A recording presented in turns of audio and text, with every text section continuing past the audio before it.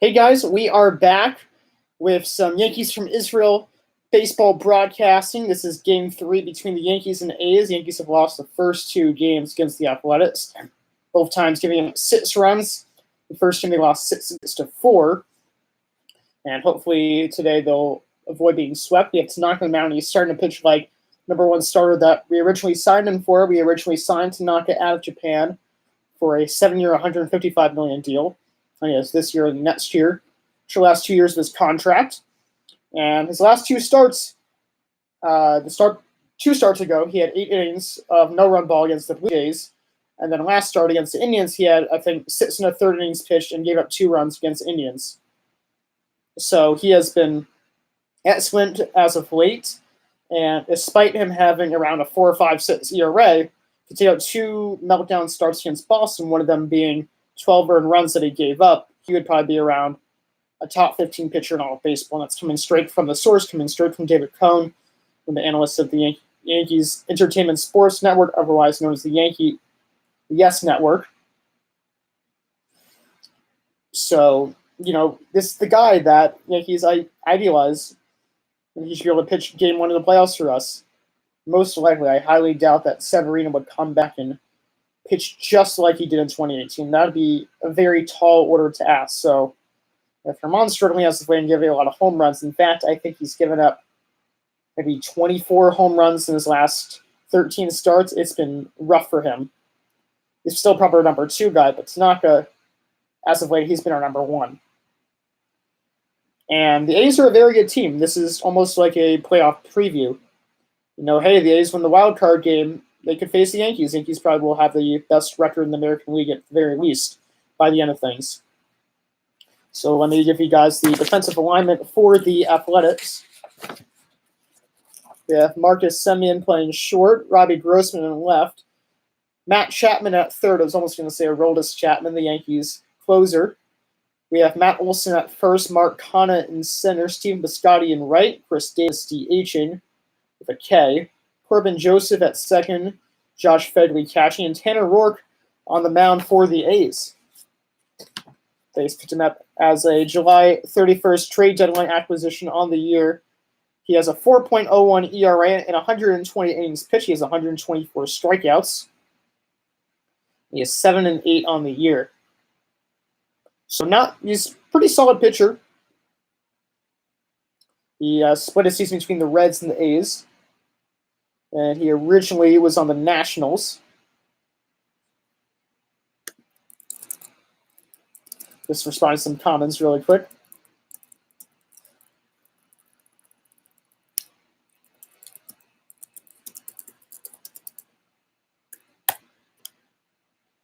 Yeah, and Rourke is really good at keeping the ball in the ballpark. He gives a lot of soft contact. I think around 87 miles per hour exit velo, which is right around league average, which is great.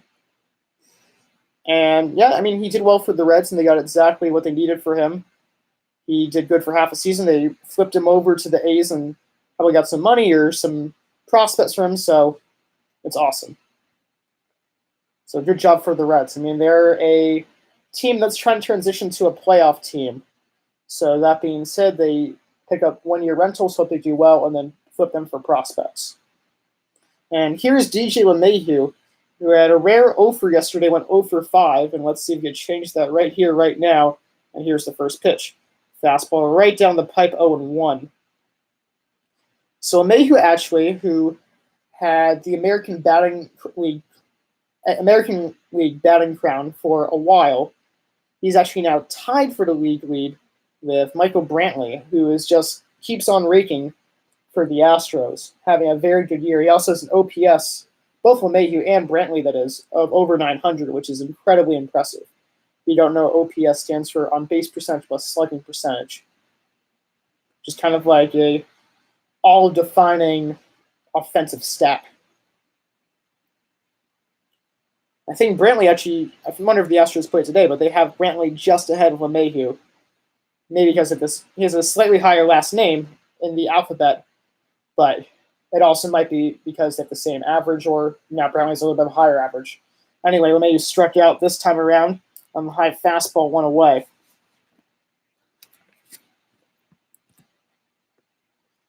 It's interesting. I feel like he's starting to strike out a little bit more. This is just based on the eye test.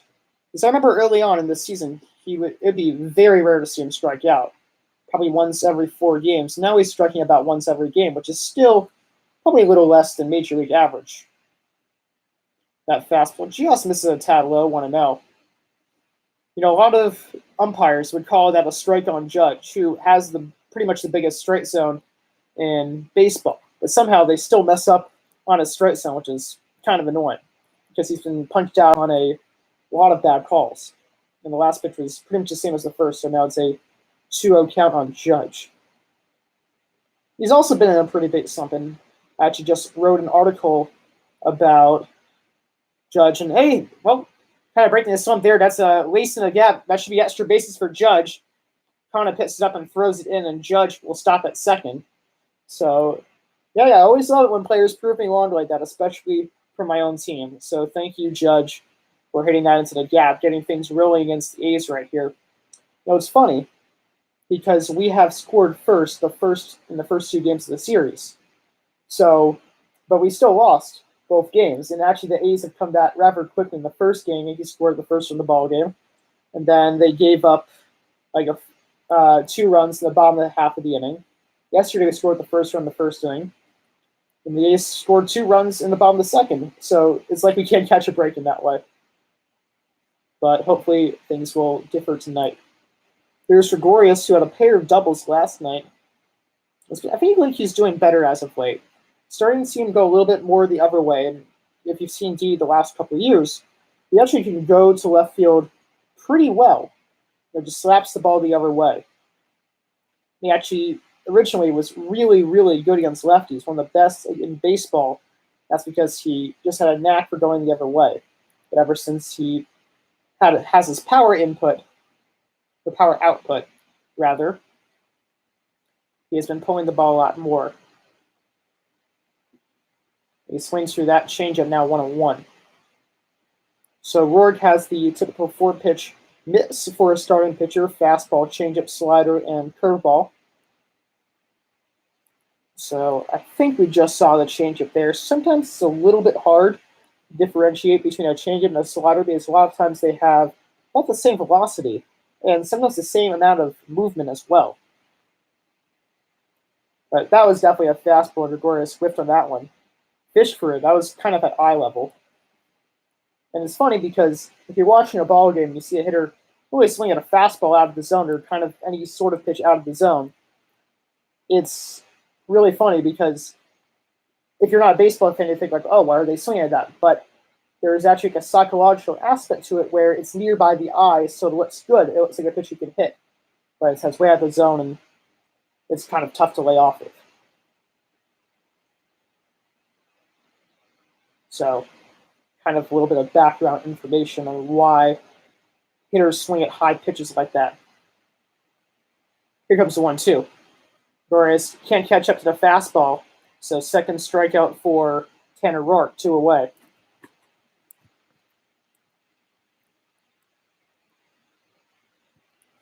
That fastball kind of had some two-seam movement on it. Started right down the pipe and then kind of moved a tad outside. Gregorius just unable to catch up to it. And here's Urshela, and man oh man, has this guy been excellent for us. He is DH tonight, which makes a lot of sense because LeMahieu can shift over all across the infield between third, between second, between first. Urshela is kind of stagnated. He can only play third base, and that's kind of one of the reasons why that he struggled a bit is because he was always well regarded as a great defender, although not really according to Fangraphs, but according to the eye test, Athletic Scouts, and other teams. But he only played one position. Now, a lot of really good defensive players can either play all 3 outfield positions, play all 4 infield positions, all typical 4 infield positions: third base, shortstop, second base, and first. And he just played third base. So he couldn't really help himself out too much. And really, when the Indians cut him, it was make or break with the Blue Jays to release him and then the Yankees. If he didn't do well for the Yankees, might have not got too many offers after that. Maybe just minor league offers, but now he's proven himself, and I think he's a really found a good third baseman. Hey, he might even be better on be higher ranked on the depth chart over than Andujar. He had such a good year last year. I mean, in his rookie campaign, he was second to Shohei Ohtani, who can both pitch and hit. He had 27 homers and batted .297. And Urshela's down on strikes. Once again, with a fastball, I mean, it's only at 94. I say only because a lot of pitchers throw 95 these days, but Rourke with that fastball struck out the side, so the Yankees strand one and do not score as we head to the bottom of the first.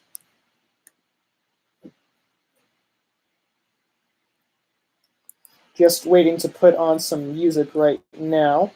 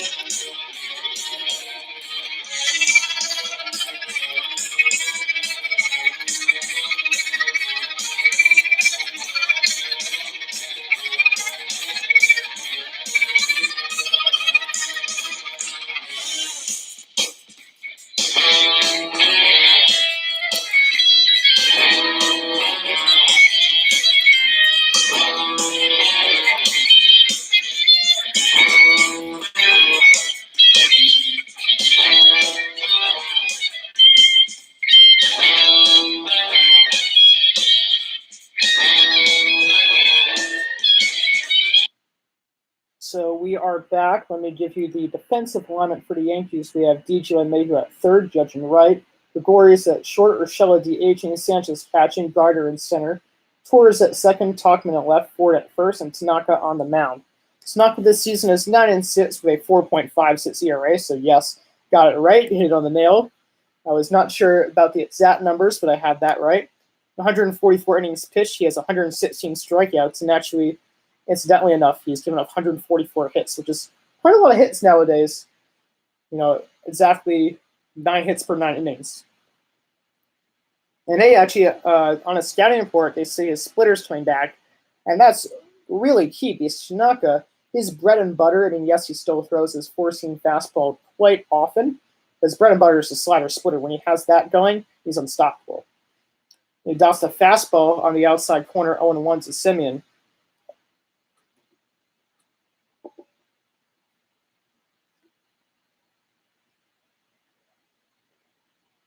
Here comes the 0-1. About poke the other way, and down the line, that's from the extra bases for Semien. He has good speed. Will he try for third? Judge takes it out of the corner. He throws it to the cutoff man, and Semien will stop at second. Did make a big turn, though, but Judge has a very nice arm through him. A nice one hopper to Gregorius all the way from the 330 sign. So the A's, like I said, they're right on top of the Yankees. They're really breathing down their neck. Yankees get a double in the first, and the A's get a double. Yankees score first, the A's score right afterwards. So, I mean, this is a postseason offensive team. So it's really really good to see Tanaka and how he fares against them. And let's see if we can have this jam already against the A's. Yes, trust me, we're facing the A's. We're going to face the Twins and Astros. Even the Rays can hit a bit. So these are the type of teams that we're going to face that have really good offenses. Here is Robbie Grossman. He was originally a Houston Astro, and then he went to the Twins. Wasn't really able to find a home there, but for the A's, he's played 108 games this season, batting .250 with 6 homers. I think around a .350 on base percentage. So gets his Watson, has a decent amount of pop for a guy who primarily comes in as a backup outfitter, or a lot of the time he does that. And also, he's an amazing, really, really good right fielder, has a can of an arm. So let's see if we can do a job here, move Semien to third. As that fastball misses low, 2-0. So Semien, which I did not realize, he is fourth in the American League in terms of Fangraphs WAR, with 5.5 wins above replacement, which is insane because, you look at a guy like Simmons, shortstop, pretty good defender, has 20 homers. I mean, I guess that's pretty good, but, still surprising is that high of a WAR. And he's essentially like a Tim Anderson, too, because he also has, I think, between 7 and 9 stolen bases, so he can run a bit, too. And, stolen bases are so rare these days. I mean, if you have double-digit stolen bases, you're probably around top 10, top 15 in the league, which is very, very different, and we'll probably almost never see 60 stolen bases again. Just the home run game has just become too strong, and every team has power, and why risk that? Why risk a stolen base for guys who only are able to steal 75% of the time with success? You might as well kind of hope that your guy on deck will hit a home run and drive you in anyway. So it's kind of ruined some of the fun aspects of the game. Stolen bases are really fun to see. It's exciting. It's a play. You love teams that put on plays. You see less and less of it, especially the Yankees, since they always have power. And Grossman does hold up there, so he works himself a walk. So another great start for a Yankees pitcher against the A's. So we have first and second with no one out, wherever the A's do. And Matt Chapman on deck looking for his 30th home run this season.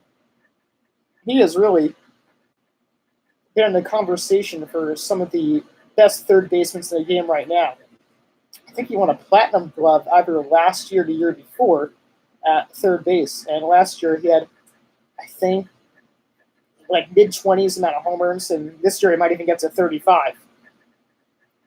And along with 26 home runs, he has 70 RBIs and a 340 on base percentage. So pretty good numbers.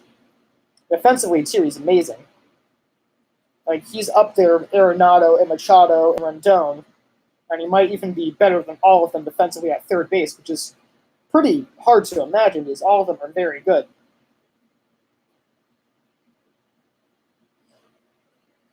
Got the hold set, and here comes the 1-0 to Chapman. Slider missed outside, 2-0. Yeah, I agree with you, Chris. We do got to get out of this. It must be tough to have it for your offense that your starting pitching really cannot help you out too much. Actually, we've had the second worst starting pitching ERA since the All-Star break. And know who the worst is? The Orioles. We're in the same league as the Orioles in terms of starting pitching. That's sad. No, that's worse. That's pathetic. We have a 6.36 ERA, which is disgusting. We will get lit up like a Christmas tree in the playoffs. That keeps continuing. And right now he's behind 3-0 against Chapman, so you don't really see Tanaka walk too many guys or get behind the counts, but really not finding his groove here against the A's. At least he does a fastball in the outside corner there, now 3-1. Hit 93 there. Yeah, it'll definitely be nice, I agree, when Severino and Betances come back. We can use any pitching we could get, and it's actually unfortunate because in the beginning of the year, we had Gio Gonzalez, who has done absolutely fine for the Brewers, and he would have helped us not have an opener. And Tanaka working his way back in the count to full as Chapman fouled one back to the screen.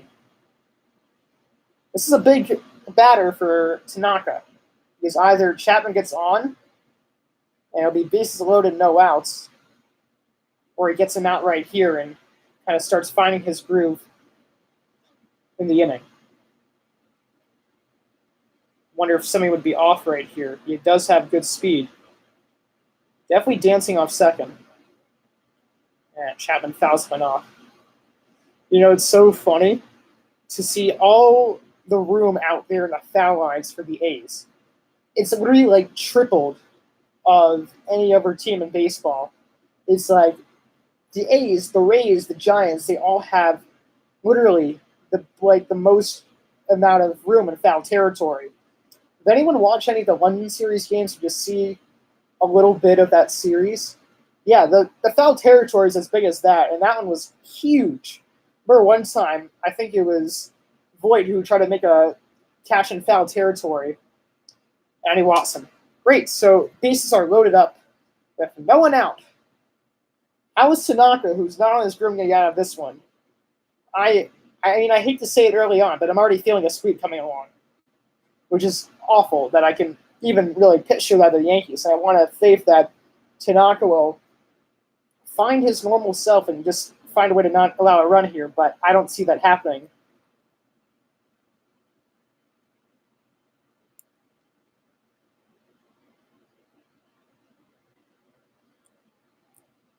And Olson's quite the hitter. I mean, you talk about Chapman as a really good third baseman. Olson's really good defensively at first too. I don't think he won a Gold Glove, but he was right there in the conversation last year. And also, his 30 home runs. I mean, this is kind of like the lefty first baseman Yankees dream of. He's like it's a share, guys who hit 30 home runs, lefty hitter, great first, great. He's great defensively at first base. Excuse me. So definitely a really good first baseman the A's have there. And slider for a strike. That was got a little bit of help from home plate umpire Rob Drake right there. Finally, some pitches coming our way in Oakland, as a lot of home plate umpires against the Indians back in New York were kind of against us, and Gardner was not too happy with that one, and as well as Aaron Boone. Here comes the 1-1. That was popped up, but out of play, 1-2. And Chris, you bring up a great point. We always struggle in Oakland. You are very right. I think for the last couple of years, when we go to Oakland, we've lost both series. So we've already lost this one too. I think we even got swept over in 2017 or 2018, maybe even both. And hopefully we can avoid that right here. And Tanaka can really help us out by getting a strikeout right here. This is like the first time that he's actually ahead in the count. So hopefully he can do it now. As Olson fouls that one off, still 1-2.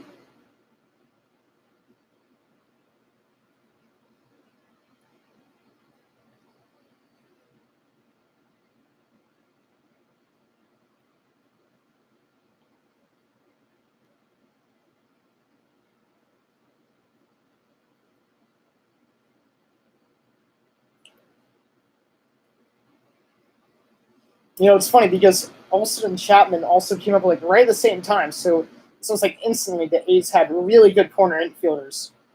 That splitter missed slow 2-2. Even though that splitter has been better for Tanaka as of late, I remember in his first couple of years, no one could hit that splitter. They were swinging every time, or they were really struggling to hold back. Now you're taking like it's nothing. They've adjusted to Tanaka. I think because of the new type of baseball they have, too. And a splitter doesn't have as much life on it. And grounded, GD gives it to Torres, and he just steps on the base and throws the third afterwards, but throws him back in there. So at least he got a force, and everyone shifted over for Olson since he's a lefty, and I think Torres just got in there safely, but the A's are going to have a look at that. And Gregorius actually had a nice sliding stop to prevent 2 runs from happening. Let's see. That was a very close play. I think he just got him out, but might be worth a try. Yeah. Good job by Torres. He kind of had a leaping step on the base and got out Chapman trying to be safe at second. So it's an RBI for Olson, but at least we do get finally the first out of the beginning. Hopefully a double play with Kana, who has some decent speed on the bases. Might be tough to double him up. And slider in there for a strike, 0-1.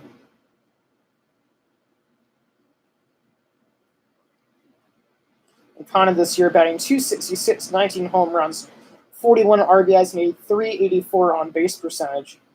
He was a guy who was in the A's system for a while. And I don't know if he was always a center fielder. Maybe he was. I'm not sure. I actually remember him as a first baseman, but there's a lot of M's with Matt Chapman, Matt Olson, and then Mark Kana. So maybe I was thinking of Olson. But Kana has been in their system for a good amount of time and has really broken out this year. Yeah, that was actually they were showing the replay of that force out. Gregorius really shuffle past it to Torres to get the force. So pretty nifty play from Torres, and also keeping that play in the infield for the most part. Really stopped 2 runs from scoring there and no outs. And slider just missed outside. Sanchez wanted that one. Didn't frame it too badly. But it is now 1-2 to Kana. If Tanaka gets to double play right here, just limits it to a run or two. Hey, that's not bad. Can really flip the switch. Get a big jam that can get the Yankees riled up, saying, hey, we're not going to fall over to the A's that easily. So hopefully they can get the final game of the series, have something to feel good about as they leave Oakland. It's important that Tanaka does well tonight, too. So Tanaka, although his next pitch will be his 25th pitch, and I got to think about that bullpen against the Dodgers tomorrow, and the pitching too, because the Dodgers, they can hit even better than the A's. And they have better pitching than the A's, so Yankees really have to be on their top game against the team with the best record in baseball.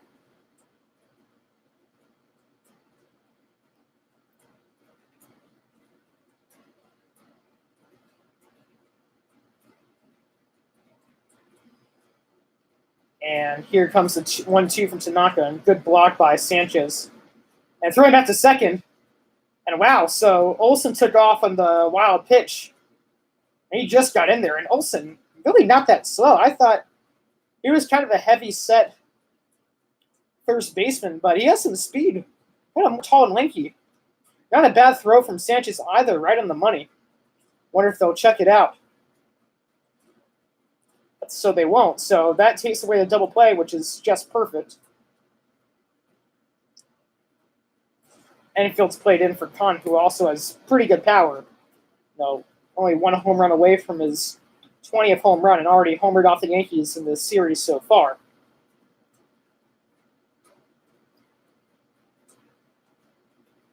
So not good that Olsen's on second base right now.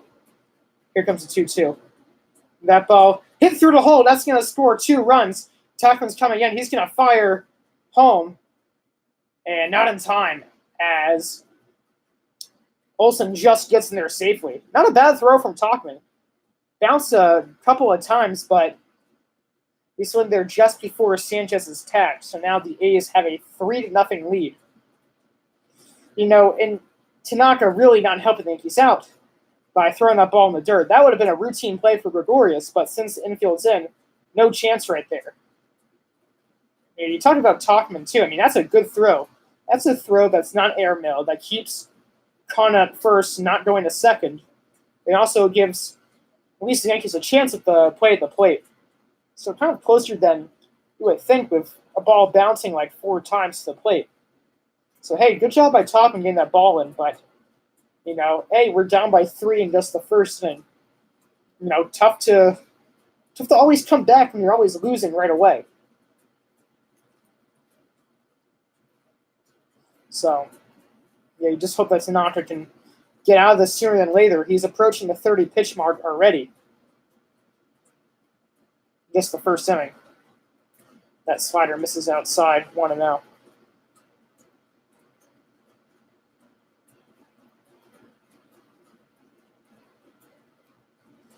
And of course, the shift saves more plays than it lets up, but that's a play that because of the shift, because of the infield in, 2 runs are able to cross. Rather than an inning double play, or rather just at least getting the out since Olsen moved to second.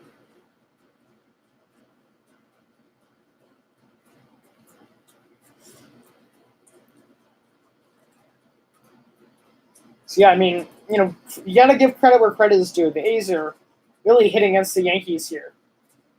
They really have done well with runners in scoring position. The Yankees have not. They've hit home runs, which Yankees haven't really done that much this series, and really destroyed the starting pitching. As that ball is popped up and out of play, 1-2.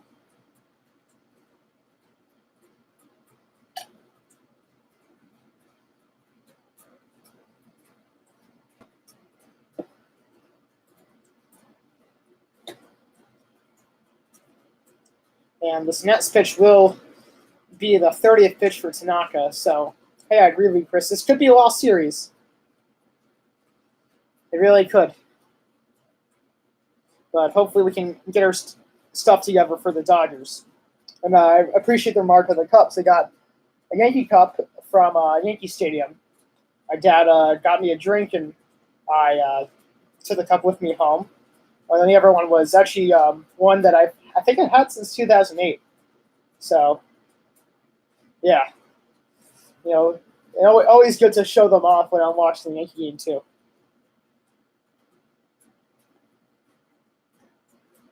It's the 1-2. That ball is driven up the middle, so the onslaught continues. And good job by Gardner getting that ball in really quickly. He stopped Connor from going to third. So runners on first and second. It's still just one out, and probably like 3 batters too late. But here comes Larry Rothschild and Tanaka's interpreter.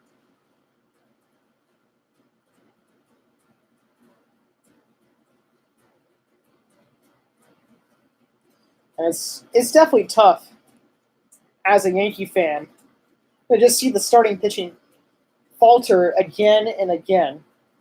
By the way, I see that I have a couple of viewers now, so okay, I see who the viewers are. It's Chris and my mom, which is nice. I think I have another one coming on shortly. She want to give me give her a shout out, so I'll do that when she comes on. And wow, I think Sessa's already, he's already warming up, and Sessa can also get lit up pretty easily. So, not looking like a good game right now.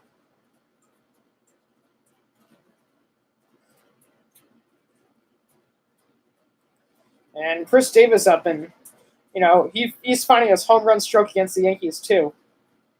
So, yeah, he could really just put the A's away right now with a 3-run bomb. Hopefully that's not the case, but I wouldn't be surprised. That slider misses what I want to know. It's tough. Tanaka really has 2 bread and butter pitches, like as a splitter and a slider. Splitter not getting anyone out in this game. The slider, it's missing. So the fastball that you really can only dial in the outside corner once per count. That's how right back to Tanaka. He throws the second on the first in time for the double play, going 1-4-3. So the inning, which I think lasted about 20 minutes, is finally over. But Tanaka gives it 3 runs. The A's get 3 hits and strand 2. And as we get to the top of the second, the A's are up 3-0.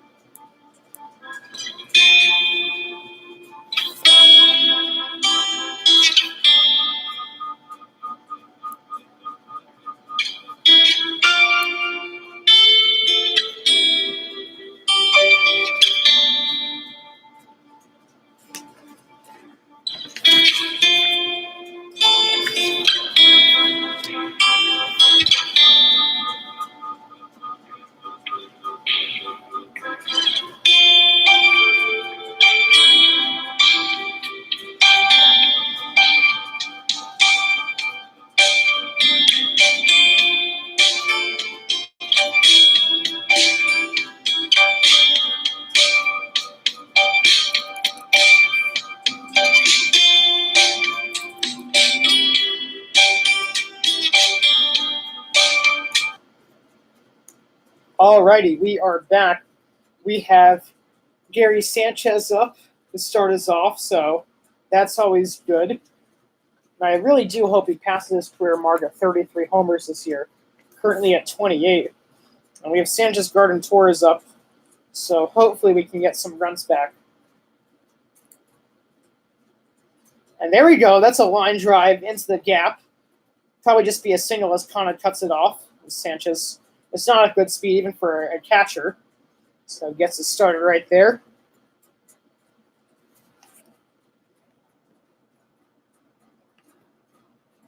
You know, he struggled a bit since the All-Star break, at least right afterwards.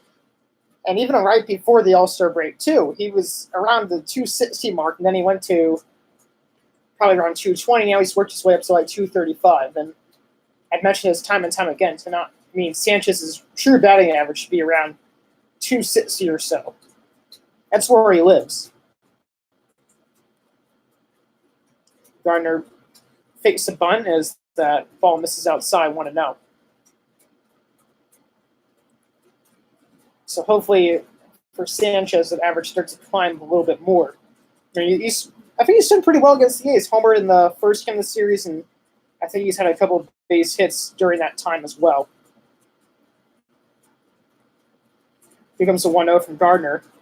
That ball's fouled off 1-1. You know what's interesting? When I did an article, I forget which article it was, but there was a couple articles back. And if you're interested, if you want to see the articles that I post, it's on this website called Bat Sports Page.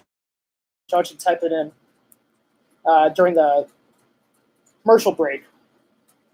But during one of them, during my research, I saw Gardner's a better center fielder than he is a left fielder, which is strange because in center field you have to cover more ground, and Gardner's aging and he's losing a little bit of speed. But he plays center field a little bit better, which is interesting, which is also why I think kind of the defensive metric should be taken with a grain of salt on Fangraphs. Hey, sometimes make a lot of sense with Nolan Arenado and Manny Machado, but sometimes make absolutely no sense with Urshela. Although the announcers did remark that he's kind of bad on his left side on feeling the ball. And if you do think about it, Urshela makes all his spectacular plays towards his backhand. So maybe they have something there, but he shouldn't be a below-average defender. That's not right by any means. Yeah, Gardner a 3-1 count here. He does have a really good batting average, so hopefully he gets on base. Base at ball 4. That fastball hits the bottom of the zone, now a full count.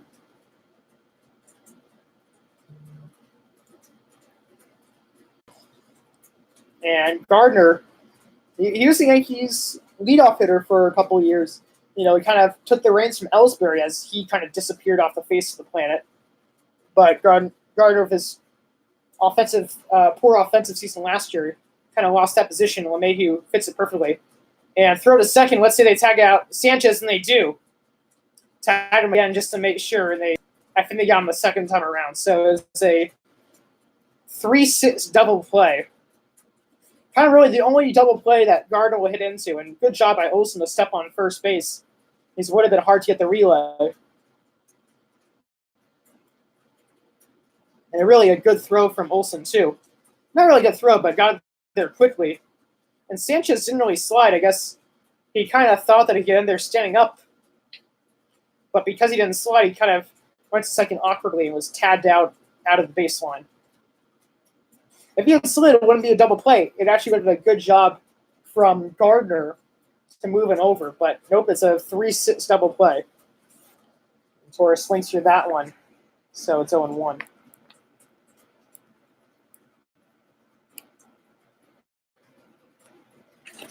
Yeah, I agree, Chris. One of those series, Yankees haven't been swept too often.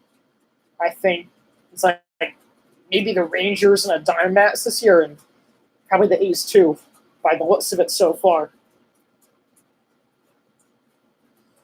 So it's been tough. That fastball misses low 2-1. And Torres too, he's been great for us as well. Really having a great sophomore season. And that's a line drive to left field, so Torres gets on. I mean, we're hitting the ball decently well against Rourke. My fans pronounce Roark, or I'm just going with Roark, Tanner Roark. Not sure if it's Rourke or Roark, one of those two. But we're besides the 3 strikeouts in the first inning, we hit the ball. We hit the ball hard. So there's some hope that we can actually have this game.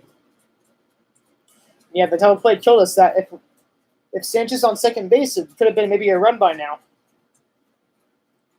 And Tauchman fouls went back 0-1. It's funny because Tauchman had something like a 230 batting average, and then really has joined the part of the Savages for the Yankees. Kind of their Savages type of group, the guys who just don't quit. He started quietly, having a lot more 3-hit games. Even yesterday, you wouldn't think of it, but he had multi-hit games the last 2 games, and he's brought his batting average to 300. He's doing really well. Maybe not the power is too much sustainable, even though he had 20 homers in a couple of years in the minors. But, playing Yankee Stadium, his power might be a little bit skewed. But still, he gets all fields, which is great. Plays great defense, can run a bit. So, I think he'll be a great guy to have at least as the backup outfielder role next year. That ball gets by catcher Josh Begley. It's a wild pitch in the dirt. So Torres moves in the scoring position. And, Torres has some decent speed. So Tauchman could stay hot and get a hit right here. We could finally have it across the first run of the game.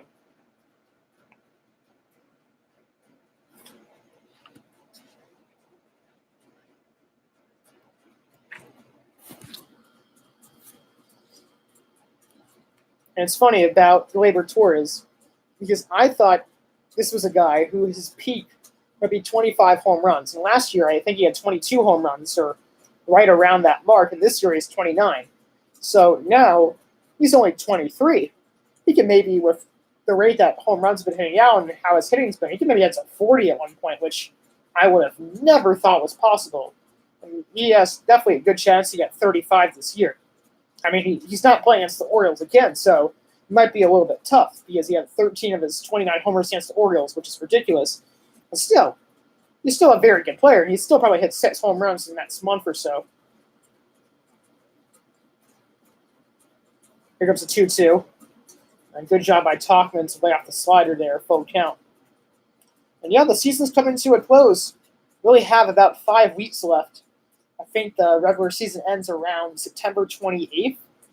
Today's August 22nd. So, pretty much 5 weeks.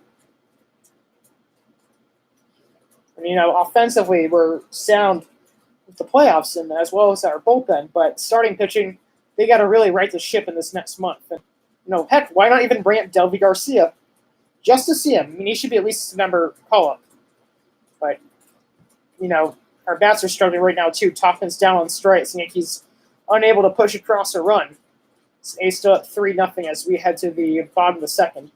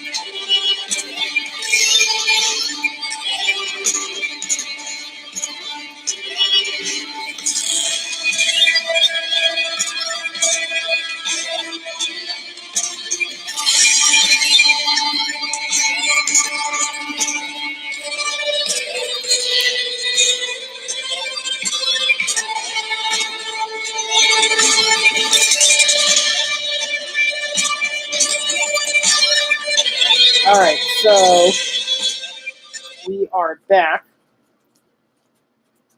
Tucker threw 33 pitches in the first inning, and hopefully this will be a quick inning. I mean, we definitely need some distance from him. We have not gotten that in our first two games against the A's.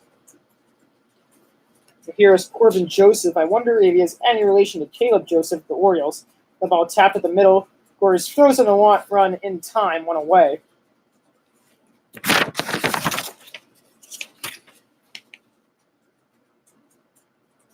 So, hey, there's a quick out. That was two pitches. You know, it took Tanaka, let's see, 4 batters hit the first out in the first inning. It's from 1 batter to get 1 out in the second inning. So already a tremendous improvement. Here's Josh Fegley, and you know I think catchers are starting to have a little bit more home runs too. They're joining the home run party as well.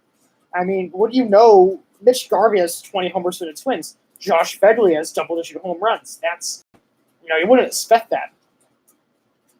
Robinson Chirinos is a pretty good catcher. Just missed a cycle yesterday, and if you caught a piece of that Tigers-Astros game, it was pretty crazy.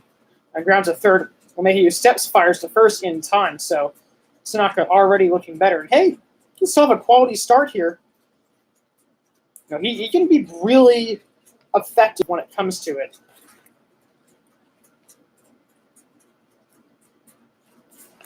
When Tanaka's in his groove, he doesn't strike out as many batters as he used to because his fastball will get lit up more like a Christmas tree. But he gets quick outs and ground balls. That's Pete Tanaka. And sending him up for the second time already in just the second inning. He started off the first with a leadoff double and later scored on an RBI force-out from Mark Hanna. Here comes the 1-0. And that ball's fouled off on a 1. You know, really the perfect time for Tanaka to have a 1-2-3 inning because Yankees are starting to string together a couple more hits against Tanner Roark.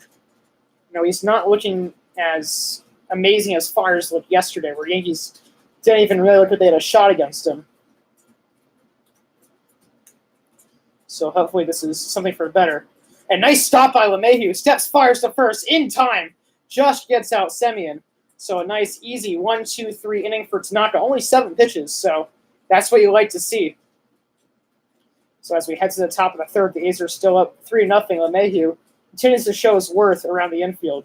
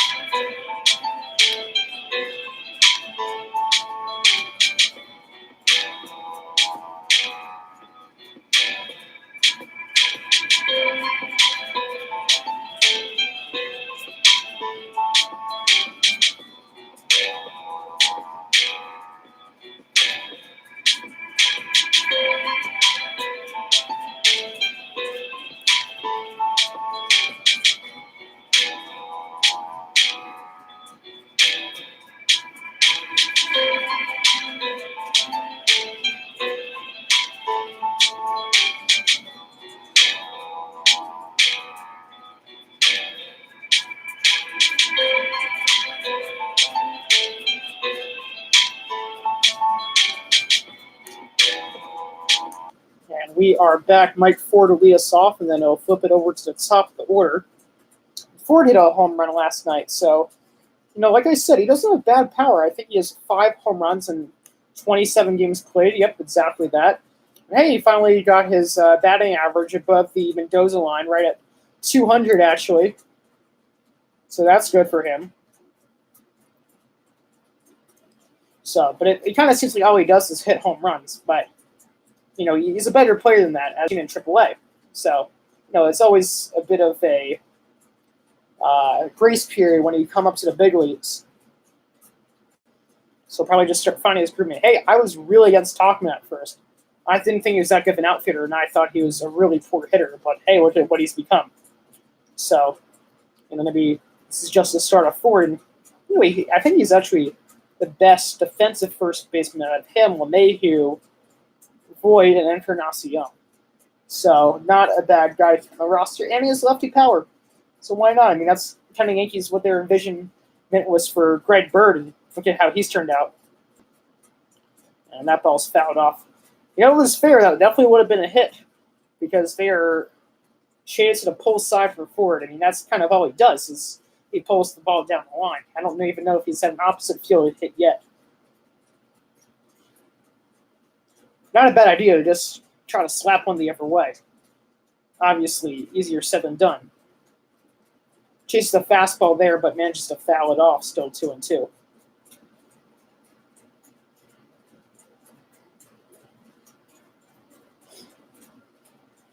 Torres and Urshela talking the side. You always have to see teammates getting along like that.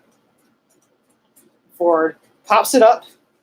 Who's going to catch it? It looks like it's going to be Chapman, and he does for out number 1. So, all right, we bring to the top of the order. I mean, yes, LeMahieu has been struggling a bit. I think he's 1 for his last 11, but you got to have faith in the kid. He's been our mainstay for the entire year, really. I mean, he is the MVP of the Yankees. I would say him, Urshela, and Herman, probably the 3 MVP players for the Yankees. And Torres is right up there, too. And Joseph throws the first in time, so 1 pitch, 1 out for Rourke, and just like that, he's put into 2 quick outs. So not the big inning that I imagined right here. But you never know, it's still only 2 outs. The Judge is up, and he's been swinging the bat a little better. He's finally had his first pulled home run against the A's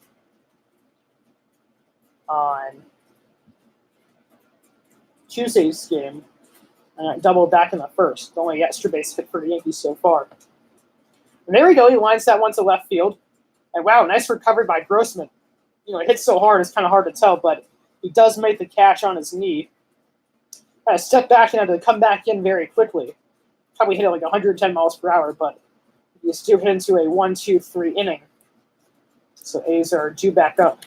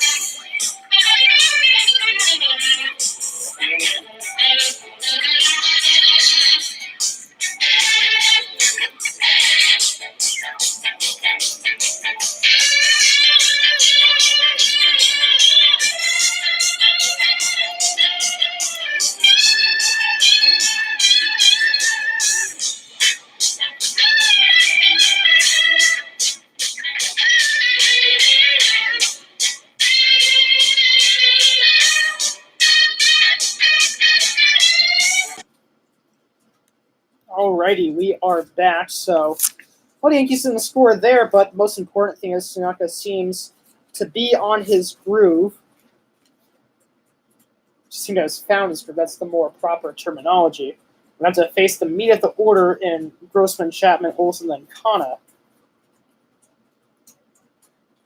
And Grossman's the first pitch, pretty deep left field. This one could be trouble. It's off the face of the wall. That'll be extra base for Grossman. Let's see if he tries to go to third. And he is. He's going to have a lead-off triple. So just like that, Tanaka struggling once again. It was difficult because, Topman went to the wall, tried to jump up, unable to get there. And then Gardner didn't realize the ball had ricocheted that hard. Had to run on in and threw it in to the cutoff man. Yeah, Topman wasn't really that close. He was a good 10 feet away from that ball. Didn't really read it that well. So, gotta love it. Lead off triple for the A's. Jeez.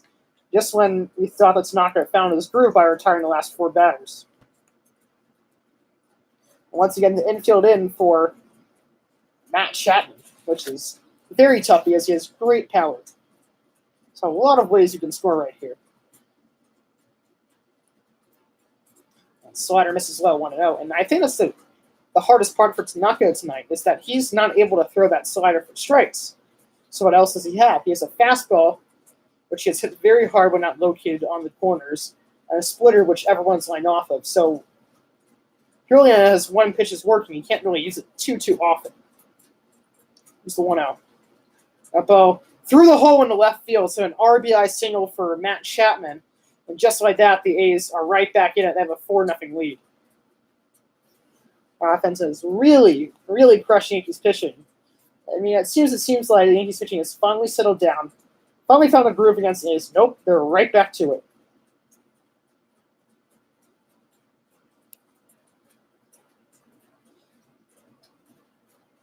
And hey, once again, that's a routine play. If you're at Redbird depth, but they're obviously trying to cut off across a run since they're already down by 3 in just the 3rd inning. So you don't blame them, but it's tough.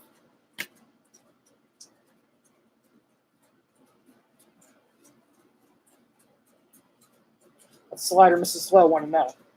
And Chris, you bring up a good point. Whoever wins the All-Star, the wild card game, they won't have home field advantage against us. And really, no one in the AL should have home field advantage against us. And we're actually, in general, a really good road team. We're about, I think, 7 or 8 games above 500, which is pretty good since most teams are right at 500. And Didi bobbles it, of course. So the inning will continue. I think he was kind of looking at the base since he had to try to take it himself with a double play. And nope, he bobbles it. Wonder if that hit the base. Nope, just right off the glove. That would have been a 6-6-3 double play. But the inning shall continue. Can he get one?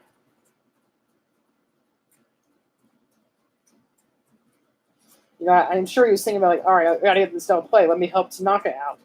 It's tough. But, when Tanaka isn't helping us out at all, actually, it's a hit. They scored that a hit. It was off his glove. Come on. Make Tanaka's outing seem worse than it seems. So 3 consecutive hits to start off the inning, which, you gotta love, of course. It's also really frustrating because, finally we had a very small glimmer of hope that our starting pitching is starting to finally found their way, at least with Tanaka, and at least in general. But against the A's, we get blown open a lot. Even against the Indians, we sucked too. We gave up 19 runs that first game. And it's tough. We're doing so well still just because our offense and our bullpen bails us out 99% of the time. But it doesn't feel like we're doing that well. Hopefully the bats start rolling next inning, but, Tanaka has to hold down the fort for us. At least give us 5 innings, and please don't allow any more runs. Please buckle down. He has this persona of a very professional pitcher, doesn't really show emotion throws strikes, dependable. But he's looked less and less like that the past 2 years. Getting behind, and he's getting a lot more behind in count, getting a lot more home runs. Not really being that ace that we signed him for. And it'll be interesting. I definitely want to do an article at some point about if Tanaka has lived up to that $155 million contract, and maybe not in terms of dollars per war, which is a stat where a war is worth about $8 million per one war. I don't think he's lived up to it in terms of that sense, but maybe he's still invaluable by the postseason pitcher he's been, and just the type of guy who's, for a good amount of years, has been dependable for us. But in terms of, actually being monetarily worth the contract, probably not. If you look from 2013, 2016, you would say he probably has done better than the contract, but 2017, 2018, 2019, not so much. Playing less and less with that ace that we signed him for. And, luckily we've had guys like Luis Severino and even Herman a bit this year stepping up for us. And Herman's not really a true ace yet, but, definitely filling a good part of Luis Severino's shoes. He's being like the equivalent of a number 3 starter for us. Maybe even number 2 at best. Here comes the 1-2. And man, I really, really hope the Yankees develop Deivi Garcia next year. I hope we sign Garrett Cole.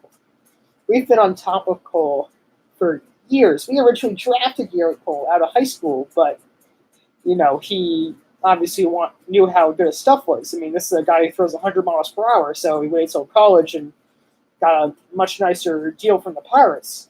We also tried to trade for him a couple of years back, but the Pirates wanted, I think, in Duhar and Judge, which wasn't going to happen, and I'm glad we didn't trade him for that.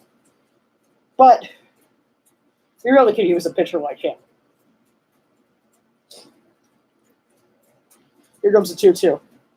Ball tapped to Gregorius. There's one, and really poor throw from Gregorius. That was a poor underhand shuffle pass, and that prevents the string at double play. But at least we get one. Outs are rare for Tanaka this game.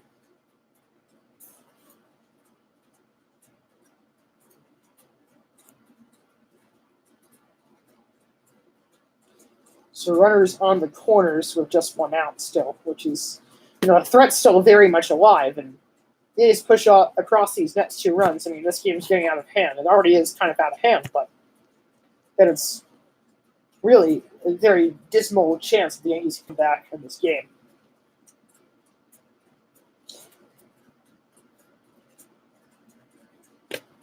And slider in there for a strikeout and 1. What's funny? Tanaka actually has a curveball, which you wouldn't expect. Because, he hardly ever throw it, but he actually has this get-me-over curveball, and he hasn't thrown it once tonight. Literally every single time he throws slider or fastball, he's become predictable. Why not throw that get-me-over curveball in? I think that'd be pretty useful at this type of time. Actually, the splitter got him there. That was a pretty good one. So, eat my words, which I'm happy he's doing. I mean, obviously, you want the best for your players. Like I said, I just wrote an article about Aaron Judge struggling, and he's been doing better as late. I'm happy that he's making me eat my words.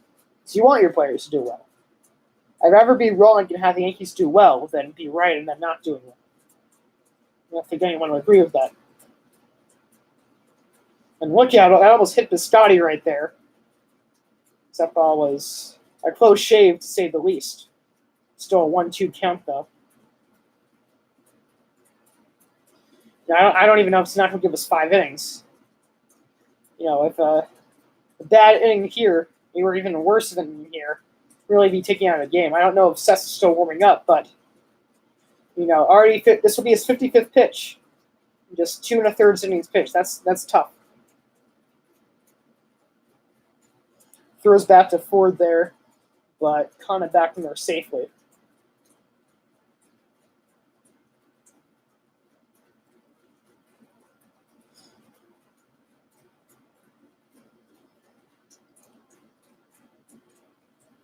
Biscotti has done well against the Yankees. I think he did well against them last year, too, and I feel like he has a hit or two in every single game so far.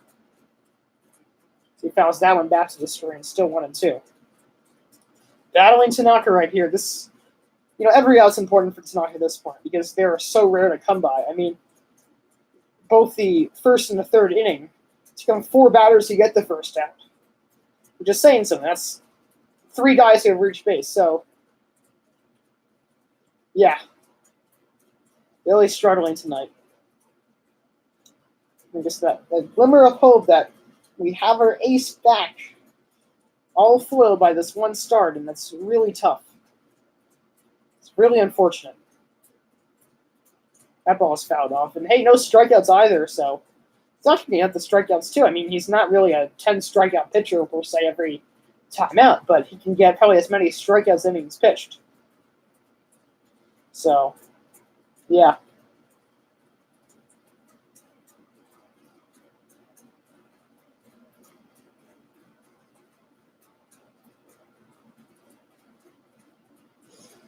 And also, the announcer's making a good point. His strikeout numbers are down because that splitter not being as effective. And a lot of players this year are just really not looking at the splitter. They're really taking it. Jeez. That fastball just missed upstairs. Rob Drake, home play of her, cannot give us a break. Looked pretty good, too. No, definitely borderline. Like, literally right where Sanchez wanted it, too. He even framed it pretty well, so it's tough.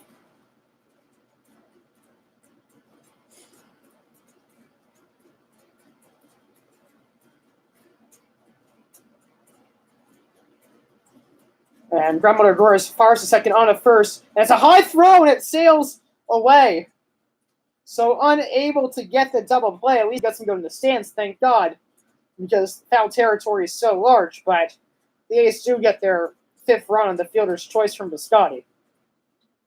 So our defense, and really Gregorius too, but with the middle infield for the most part, not helping us out. And that was a little bit tough for Torres, I admit, because kind of gave a hard slide.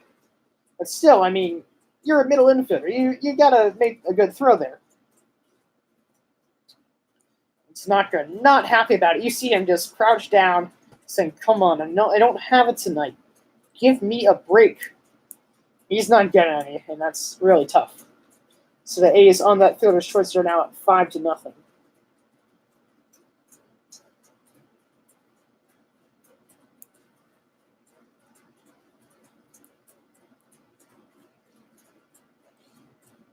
And Davis swings for a slider there on 1. As last time up, Davis into a 1-4-3 double play. We'll have to see him get out right here, too. Man, that shift's huge. Like, literally, there is so much space between first and second. It's ridiculous.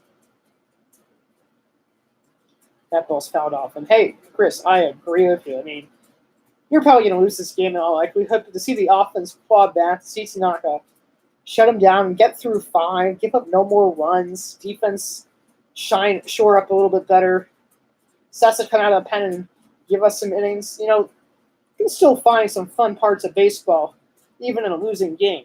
This is still an interesting game, despite us losing 5-0. It's telling that it's not the A's are looking for. The A's are a great offense, a postseason type offense, postseason caliber offense. They're raking against us. Everyone's raking against us. So, it's telling. It's interesting. You can still understand and figure out a lot what's going on in this game, how it connects to the rest of the season. Here comes the 0-2. Snot gets his first strikeout. Finally, this inning ends. But, it's not going to pitch great this inning, of course, but the defense did not help at all. So he's down 5-0 against the A's as we head to the top of the 4th. And I'll be right back.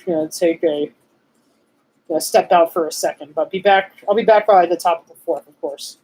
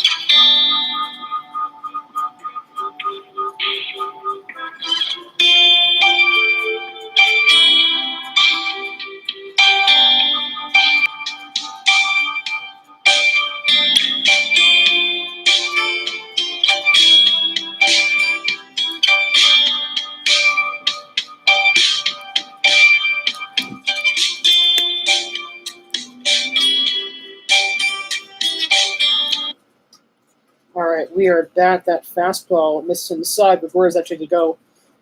A little bit out of the way there. So it's a 1-0 count. Appreciate it, Chris. Yeah. Sometimes my back gets a little bit tired on the pillow, so probably every 3 innings or so, I just step out for like 2 seconds.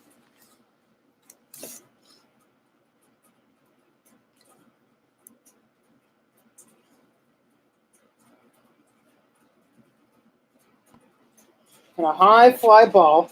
Scotty's there, and he will make the catch for out number 1.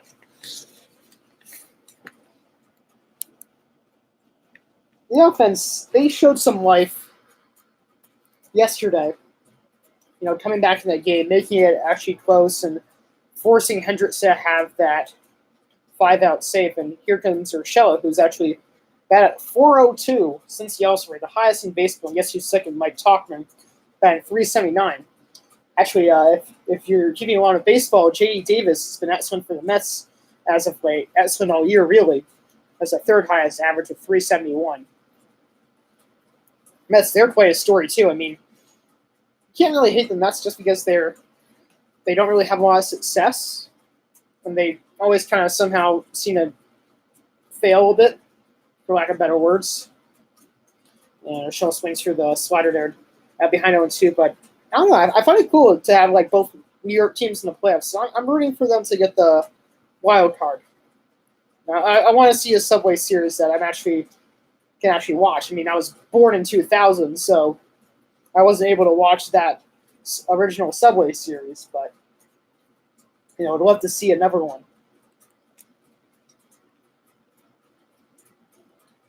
Yeah, exactly. We could beat the Mets again. It's, definitely a better team than them. Here comes the 0-2. And fastball missed outside. Actually, Rob Drake, he's given us some tough calls tonight, but he's for the most part been consistent. That pitch just missed outside to Urshela, so he called it right there. Urshela fouls one back, so still 1-2. It's been interesting. I actually heard this very interesting stat the other day. Actually, I was talking to a Mets fan about it. The Yankees, if they don't reach a World Series in this decade, for the first time since 1910 to 1919 that they didn't even appear in a World Series. And you talked about the time with the 90s dynasty where they were such a great team from 96 to 99 in the 90s. And then even in the early 2000s, they were a great team. Really, after 2003, that's when the pitching started falling apart, and that's why we didn't really make too many World Series after that.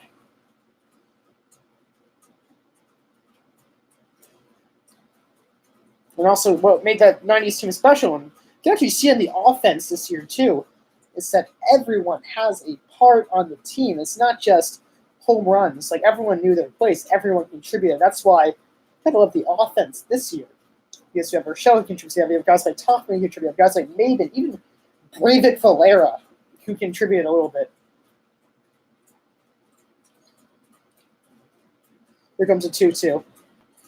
And Urshela could not hit the fastball right down the pipe as Rourke hits up his 5th strike, and Urshela strikes up for the 2nd straight time. 2 away.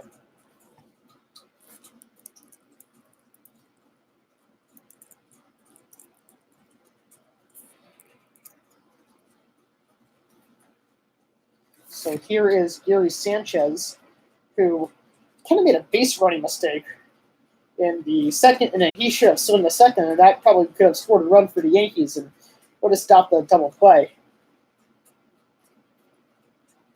That's a high fly ball, and just fouled, just missed a double. But luckily, just out of the reach of Robbie Grossman, too.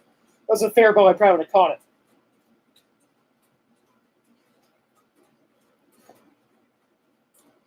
Just a bit too rotational there. Probably missed by probably less than a foot. So, hey, he's looked better. His swings look pretty good. I miss the old Gary where there'd be a giant hole on the first base side. He would just hit it right through it. And he would purposely do so as well. I mean, once he got the two strikes, he wouldn't be an easy strikeout.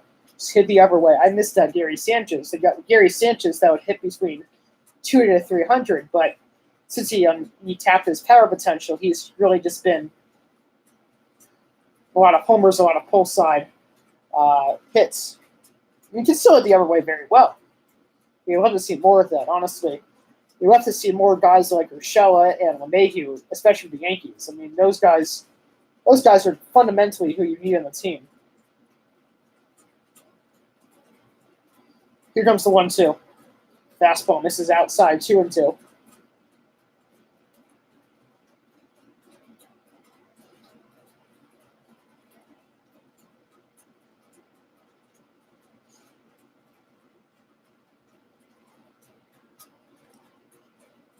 Long pulled by Rourke, and here comes a 2-2. The slider just missed outside. See, a lot of other umpires got to work on that TH pronunciation a little bit, but a lot of umpires would have rung up Sanchez right there. But this guy, he won't call those pitches just off the plate, so he's been good like that. I'll give Rob Drake some credit there. Sanchez is a deep fly ball, but right there is Piscotty. Like he's won us again into a 1-2-3 inning. So A's still up 5-0 as we hit to the bottom of the fourth. It's not going to go back out there once again. Hopefully he'll give us another scoreless inning.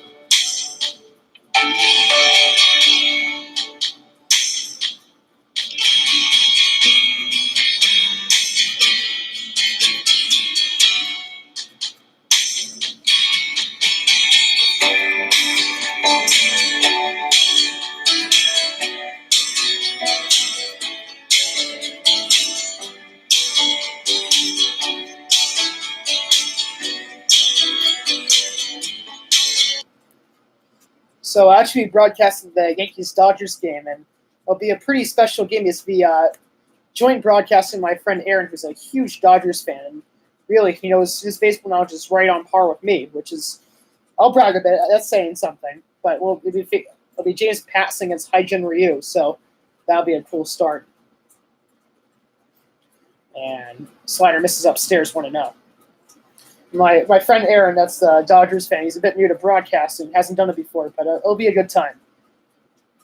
So tune in tomorrow for that.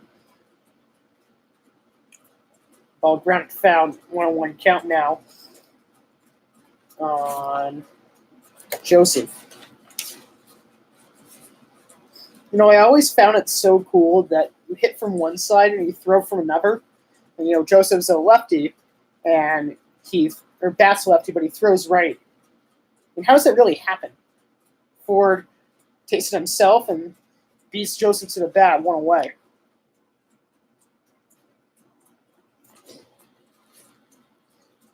So last time Tanaka got the first out right away, hit a 1-2-3 inning. So hopefully we see that here. As long as they can give us some innings at this point, I'll be happy. Anyone should be at this point.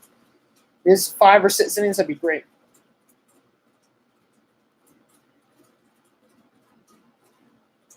Here's Josh Fegley, who grounded out to third last time up.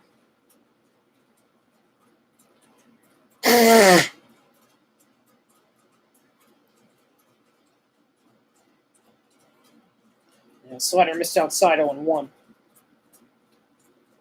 Actually, no, it caught the outside corner. Excuse me, 0-1. And here comes the pitch.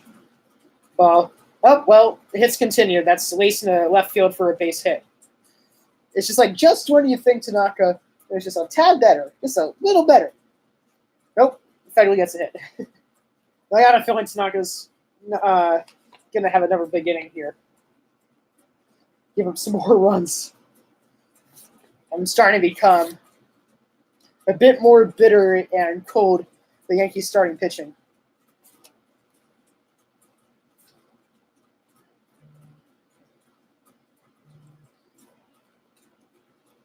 And it's definitely tough. See why the Yankees starting pitching struggle with this. And you start to lose faith in it because, they're not proving themselves. And especially with the Yankees, I mean, we have such a winning atmosphere. So once someone's not doing well, you start to get annoyed at them, no matter the player. I mean, even Jeter the last couple of years, everyone loves him, but you're starting to think, all right, like, it's time for him for his career to be just about over. Like, probably like 2013, 2014, 2015, people were starting to think that. We have so many good qualities, but when the starting pitching is just awful like this, it kind of seems like everything else is worse. Slider missed outside 2-1.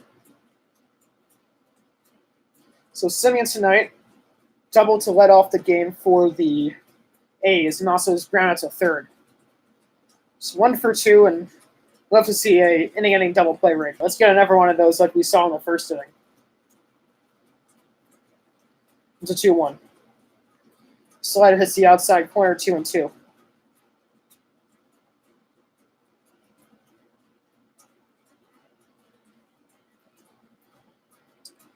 And Simeon, I mean, he's come a long way. I mean, this guy is one of the worst defensive shortstops in baseball, and now he's one of the better ones. Really started making a name for himself with the A's. That ball driven the other way. Coming in is Judge to make the catch. Firing to first, but they won't get the double play. Hey, at least he got one. Judge had a pretty good beat on it to get out number 2. The ball was hit pretty hard, though. And here comes Grossman, who's done really well against us tonight. Scored twice already in his first 2 play appearances. He has walked, later scored from Mark Connor's RBI single, and also tripled to start off the third inning, last inning.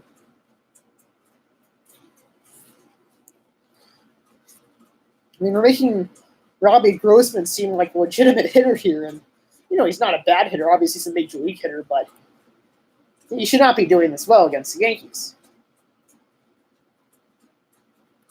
I mean, this guy is in here because he gets on base and he has a good arm, not because he gets triples and extra base hits like that.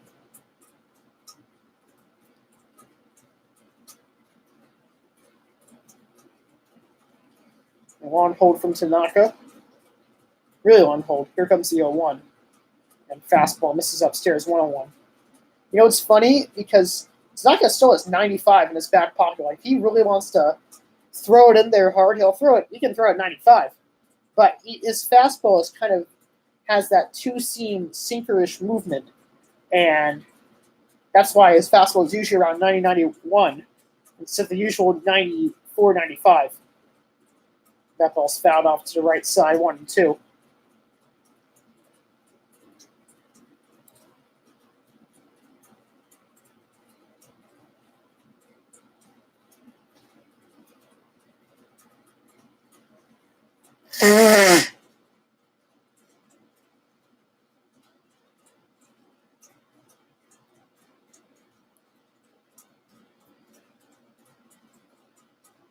It's not going to hold to one set.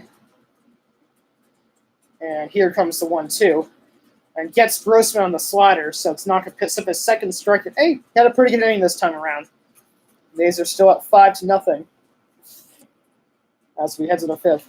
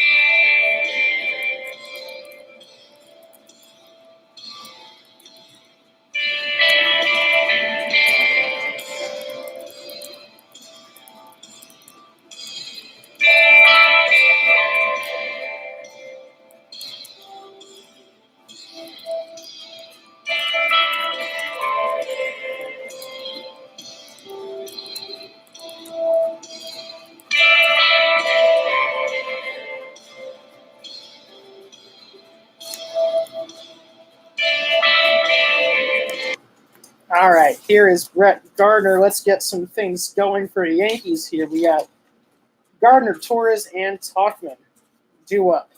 Let's string together some hits right here. Let's show some life. I mean, well, we can't make Tanner Roark look like a god here because he certainly is not.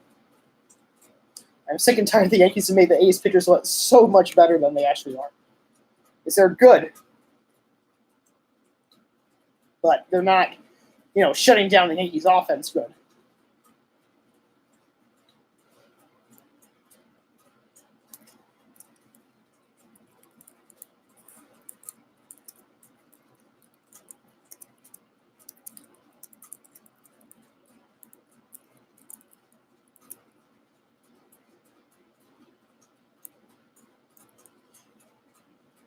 Now, I got to say, I feel like the A's and Rays always have the high socks more than like any other team. I mean, maybe I'm just thinking about Chris Archer, but they look really cool. I got to say, those green high socks look really cool. Because the A's used to have like one of those really unique hats where it's like yellow and green, and their socks are like just that color. So it's really cool to see. Here's a 3-1. And Gardner thought it was ball 4, but it was called the end of the zone.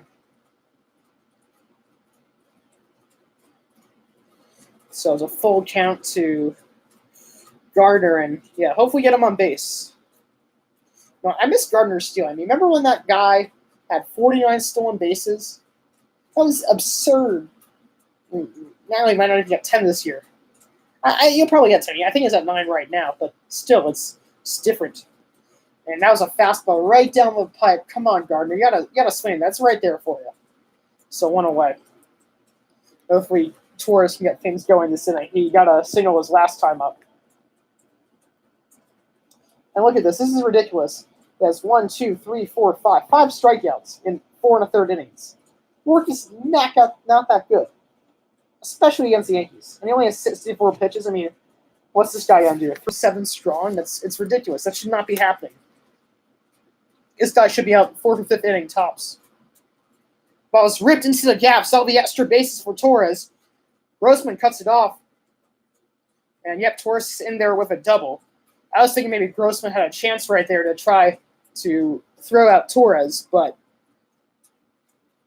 He just threw to the cutoff man short. So, and we got a first double since the first inning, first extra base hit since the first inning. So maybe we could finally score some runs there. That's an impressive swing from Torres right there. I think that was a high fastball, and he just roped in the gap. And yeah, I agree with you, Chris.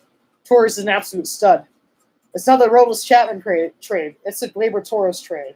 That man's he's going to be such a good player for us years to come. And I really hope we can sign our core for some years to come. I like Torres and Duhar maybe. I mean, we could also trade him too. You have to be a really good trade bait, especially I love Duhar. Fastball hits the outside corner on 1. We also got Judge we need to lock up. We need Sanchez. So, yeah, we got some guys in the wings. We got Voit. And, we have that very large contract with Stanton. And we're probably going to sign a large guy this year, too. If we do sign Cole, which would be great, we also have to take on that money again. So it also makes you think, can we keep every young guy that we have? And we really do have a great young core.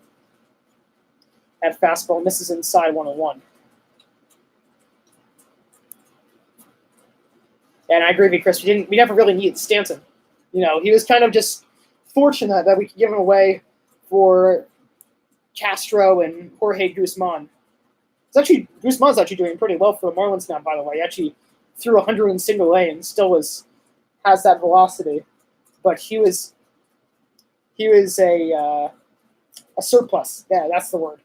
He's a surplus for the Yankees and already pretty good outfield. And, it's trying to bite him in the butt. And, I wonder if we're going to re-sign Encarnacion because he has a $20 million option. And, yes, it'd be good to have a DH like that. But at the same time, are we really going to pay $20 million to someone like him who's increasing in age? I mean, he had a good year. He still is, but he's injured. So, can he repeat that next year? Tauchman's been very clutch with us. And there we go. He slaps it the other way. Let's see if Torres can come around to score. Grossman has a good arm. He's going to fire to the plate, and Torres is in there easily. And very, very good base running from Tauchman. Takes second on the throw. Grossman, kind of threw that right to home and it wasn't low enough, so Tauchman got a great read on that and went to second. So Yankees finally got a run across on the board.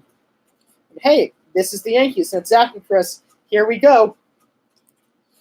Here comes the Yankees. We're savages right here. Can really string together some hits. I mean, I would absolutely love if we can come back and just stun the A's in the final game. Like, hey, our starting pitching is trash. We know that, but our offense is still better than yours. I'd love to see that right now. I'd love to see Seth find his groove, and then Seth can come in and some other guys, and let us come back right here. And for Noah, you've been hitting the ball better. Let's see a good swing right here. And he fouls it off to the first base side, 0-1.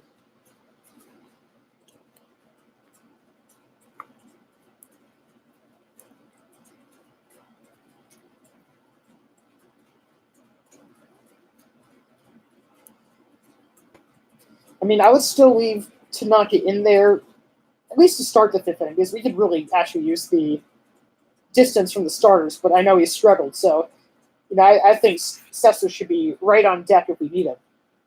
Or someone who can, be ready. I don't think Sesha should come in with runners on. I think that deserves to be Holder's place. And Ford does a job, hits it to second, which moves Tauchman over to third. So, hey, that's all you could ask of him. Does his job there. I like it. 2 away, but Tauchman 9 feet away from scoring the Yankees' second run of the ball game.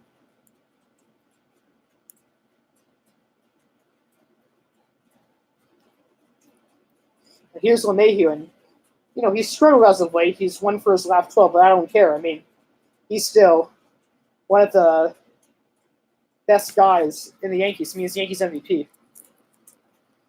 And has the best batting average of runners in scoring position. And there's a slider that hits the outside corner 0-1. I'd love to see him get things going here. You hardly ever see LeMahieu with an offer, or more or less not even going to hit first 2 times up to the plate. So you'd love to see a hit right here. But that fastball misses inside 1-1. It's funny because I do believe LeMahieu has a good eye. Because, his on base percentage is good, and I think he has he swings at smart pitches. But you don't really see him walk too often. I mean, I think most of the on base percentage because of his batting average. Right on the pitch. Come on. That was a fastball right down the pipe, and he fouled it right back. He's right on it. Players sometimes actually smell the wood of the bat to make sure they're on it. That's what Puig has done a couple of times. Puig's a bit of a freak. He'll even with the bat to make sure. He was right on that. Come on. Let's at least get that second run across the zone. It's a 1-2. Grounds it to short. Sending steps, fires to first. That won't do a job. He's out retired. At least we got one. Thank you, Mike Tauchman and Gleyber Torres for stepping up. I think he's now losing by a score of 5-1 as we head to the bottom of the fifth.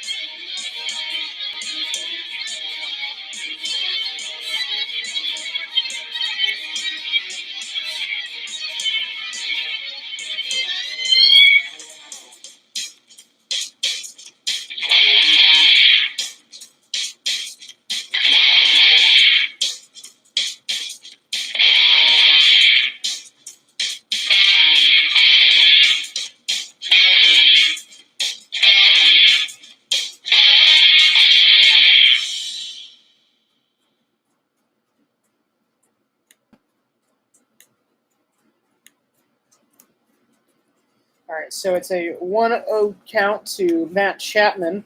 Tanaka's still in there. He's at 77 pitches.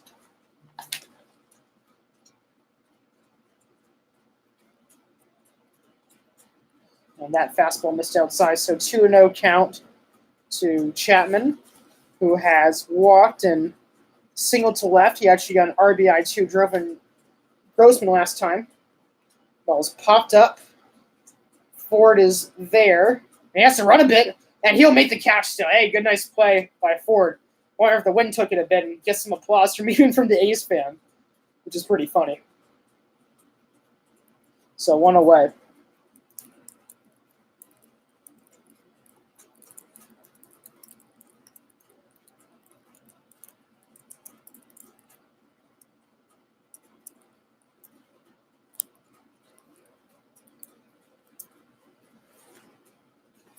Actually, you saw Tommy Kahnle stand up and kind of put his hands up and say, "Yes, Mike Ford, good catch." The defense being pretty poor tonight, anything like that is helpful. Not an easy play to Ford. That slider ducks in for a strikeout and 1.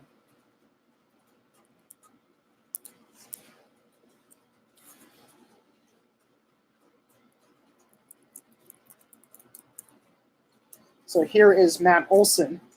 He has an RBI hitter's choice and also has single to short. This is like a pretty big first baseman. I mean, I think all first basemen are pretty big, but he seems like taller than 6'3".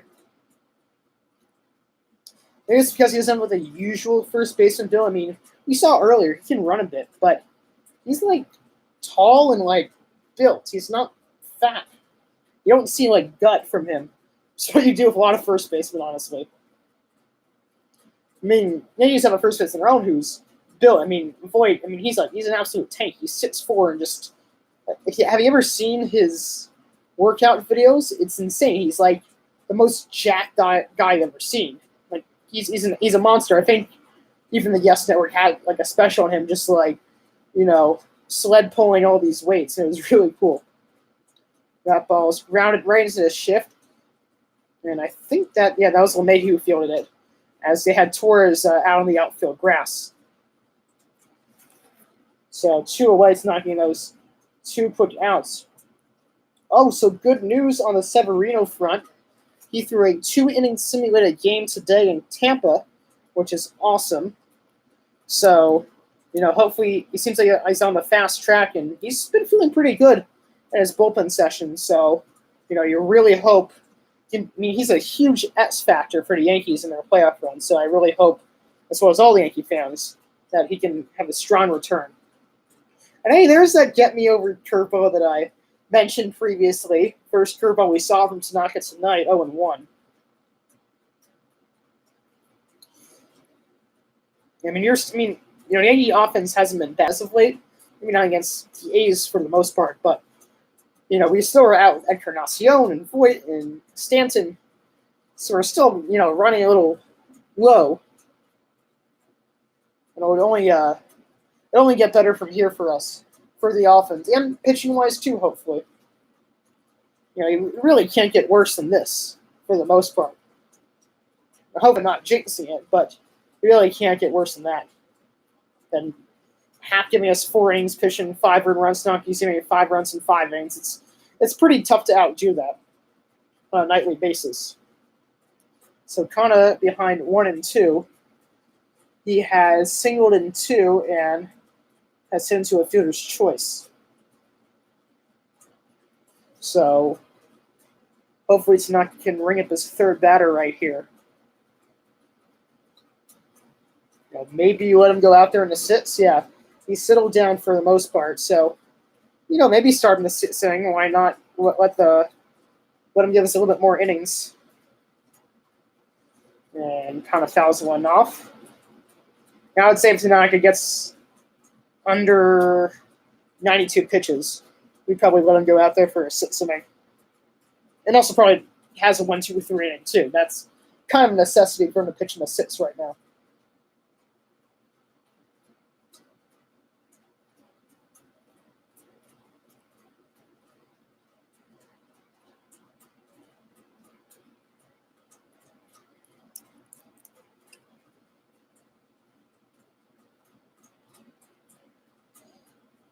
And here comes the 1-2. And kind of swings and misses. They actually threw the bat. Come on, you're 5-1. You're throwing a bat. You're annoyed. We've already had 2 RBIs tonight. I mean, all right. I mean, I know you're annoyed that you chased it, but that's kind of an interesting response. So, nonetheless, the A's still have their 5-1 lead as we head to the 6th inning.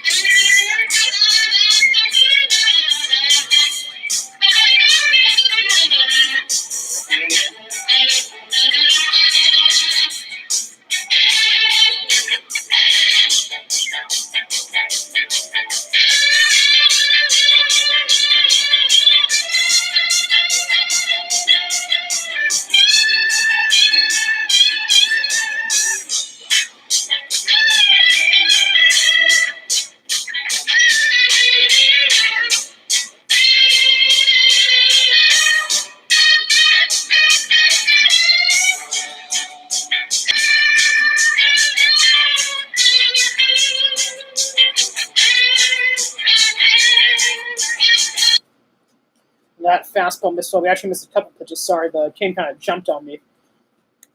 But 2-0 count to Aaron Judge. He actually was a really good athlete. I mean, as expected in his high school, but he averaged a double-double in basketball in high school, and he also was a really good football player too, and obviously a great baseball player as well. Wow, you see him just tower above the other guys. That's hilarious. Fastball misses low, so a 3-1 count. So hopefully Judge just starts off with a base hit ball 4 right here.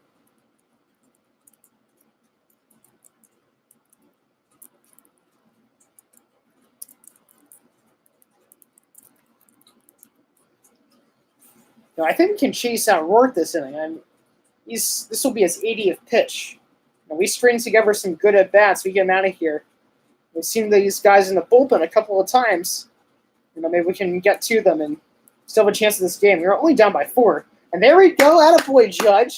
Yeah, it's a line drive to left field. That's what I like to see. Second in the game. I can't remember the last time Judge had a multi-hit game, so that's always nice. And they're showing Judge the basketball. He like checked a guy. That's what you love to see. That's so cool. Here's him as a quarterback. Actually, no, him as a running back, I think. Yeah, it takes him like 3 guys to knock him down.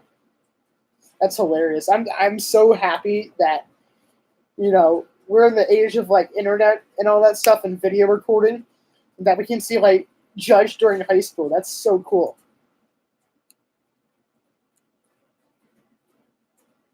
And also what's cool about Judge recently, he's throwing the ball more to left. So maybe if his oblique was bothering a bit, maybe it's starting to feel a bit better.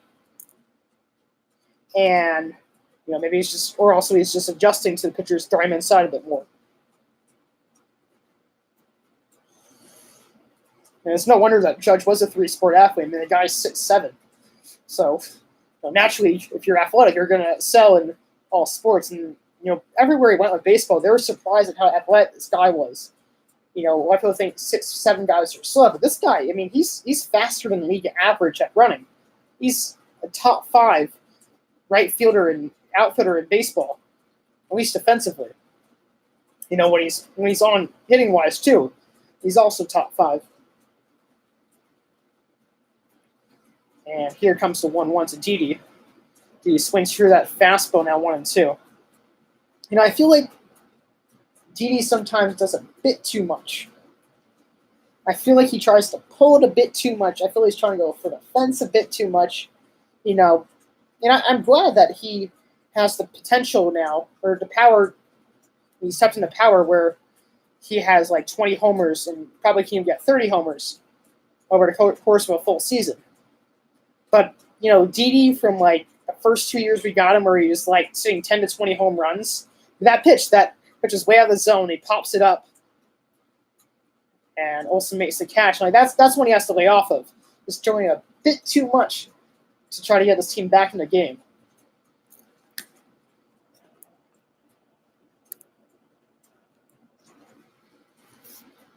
So, yeah, I mean, I miss the D that would go the other way, where lefty pitchers would be scared of him. Like, every time they would bring in like the lefty special face Didi, he'd always make them pay. I mean, I miss that Didi. I don't think he's that Didi anymore because he's tapping his power potential. When you tap your power potential, you're very pull happy. Unless your name is DJ LeMahieu or Gleyber Torres or Gio Urshela. Besides that, not really going to be hitting the ball the other way anymore once you realize you can crank one over the left field fence. Here's Gary Sanchez.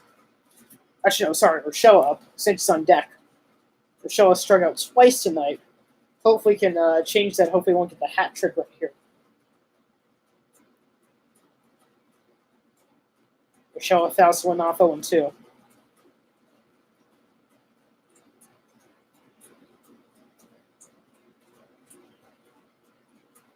And Jake Diekman warming up. Probably gearing up to face Gardner if it comes to that. Maybe Talkman and Ford afterwards. So we'll see how big the leash is for Tanner Rourke. And Bob Melvin knows very well that this Yankee offense can come back in instance. We have a bunch of savages here. Fastball misses upstairs 1-2.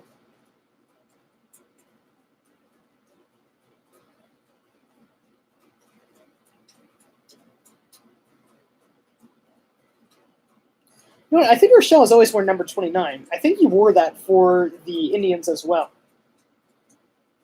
I have a hunch about it. I'm not 100% sure, but I feel like he did. And here comes the 1-2. And slider away. That was an ugly-looking catch from Fegley. Kind of didn't realize that slider would have that much movement on it. And Rochelle this year, 338, 18 homers. I think we got 379 on base percent, so he's having quite the season. No one expected this. When they were thinking, hey, maybe he'll turn around a little bit hitting, but this good, no way. Over 100 points better than his normal batting average. And he has the hat trick. Strikes out for the third straight time. That's wonderful.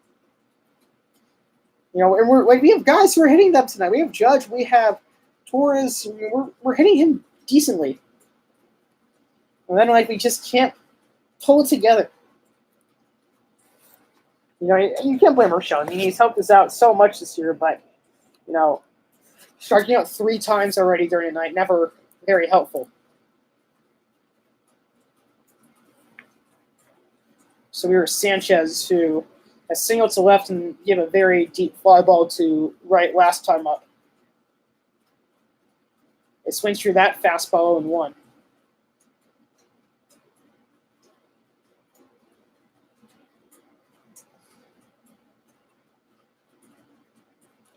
So that last pitch was the 90th pitch from Tanner Rourke. So you wonder if this would be his last batter. I mean, hey, they're warming up Diekman, and they have a 4-run lead. So you do wonder about that. And a high pop-up kind of coming in, and he'll make the catch. So Rourke, that's probably his last batter, gives the A's 6 strong innings. And as we head to the bottom of the 6th, the A's still up 5-1.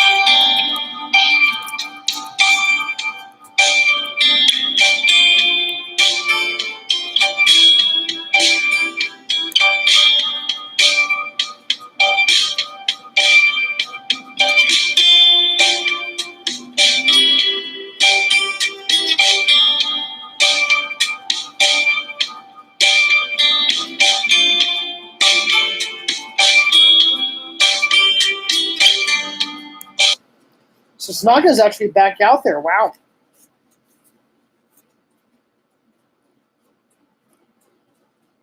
So he'll face off against Biscotti, at the very least. I wonder how far they're going to let him go here. I mean, I think first sign of trouble, they probably won't. We'll take him out. They haven't shown who's throwing the bullpen for a little while, so maybe it's just like, all right, we're losing. We need innings. Let's just throw Tanaka out there.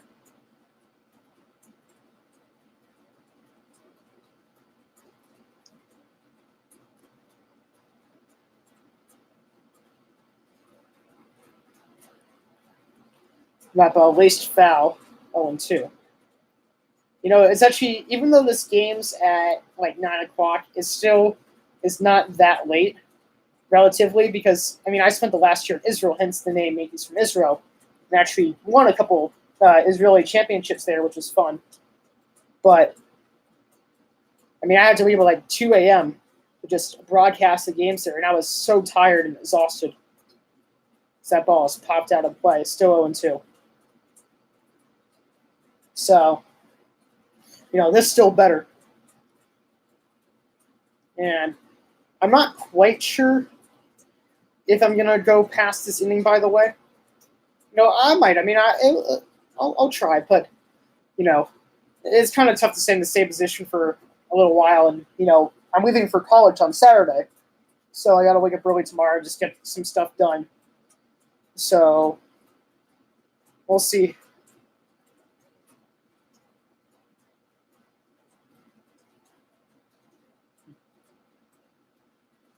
Yeah, maybe they'll start the 7th. I'll see if I can do that. And that's a double down the line. So, yeah, you were right, Chris. We should not have kept Tanaka in for the 6th inning. Gives off a leadoff double right there. That's unfortunate. So many extra base hits tonight, it seems like. Not really. I don't even think there's been any homers tonight. Yeah, there hasn't been, but I've seen a lot of extra base hits. A couple from the Yankees and a couple from the A's.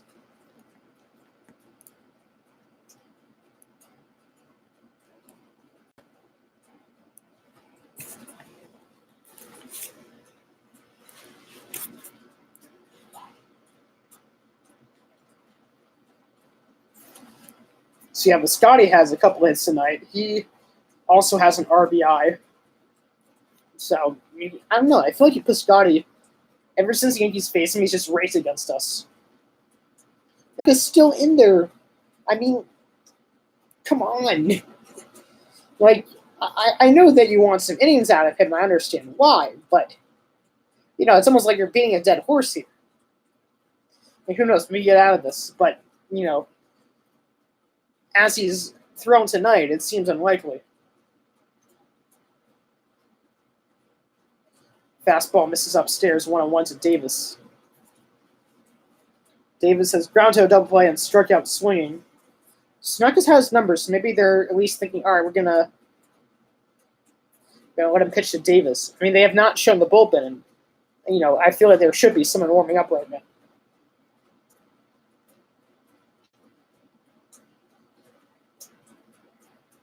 And here comes the pitch. And Davis swings through that one now, 1-2.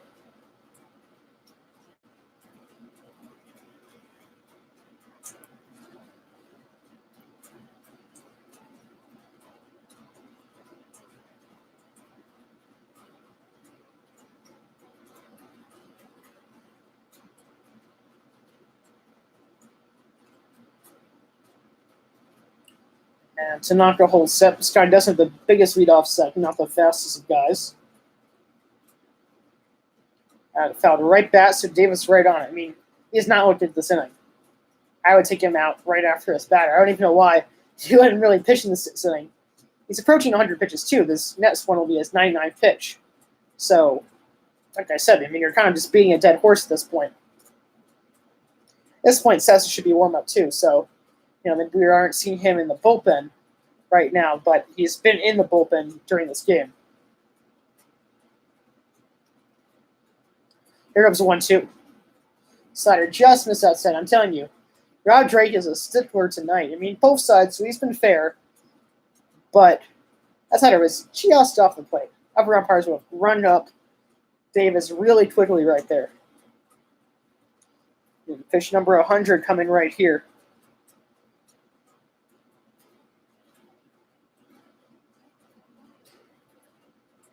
Davis, he swings a lot of pitches, already a strikeout victim against Tanaka, hopefully for a second time right now. And he fouls that one off, still 2-2.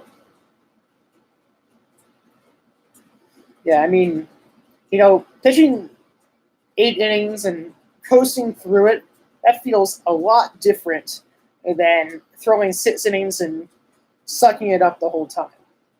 So this is probably a very tiring night for Tanaka, and I'm sure he can't wait to get off the mound, reset, come out next time, and hopefully do better. Here comes a 2-2. You can't do that.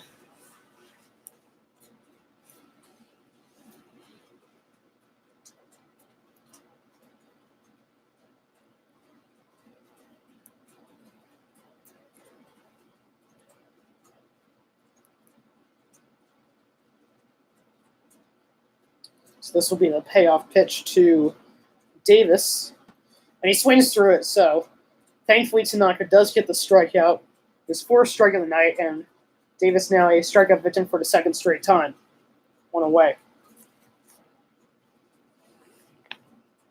And he's actually done pretty well against the bottom of the order. I mean, they only have one hit against him, and just a single from Fegley. It looks like Tanaka's going to pitch to Corbin Joseph. So, yeah. I mean, like I said, we haven't seen anyone in the bullpen, so maybe he will. Maybe it could be his whole inning. And this bird's like, hey, we need some innings. We're facing the Dodgers next, and we want to be okay during that time. And yes, he's also thinking, all right, we have Tanaka for 6, Sessa for 2. Everyone's healthy and warmed up. And Gregoria steps in front of Torres to make the play and gets out number 2. Moving on to third is Biscotti.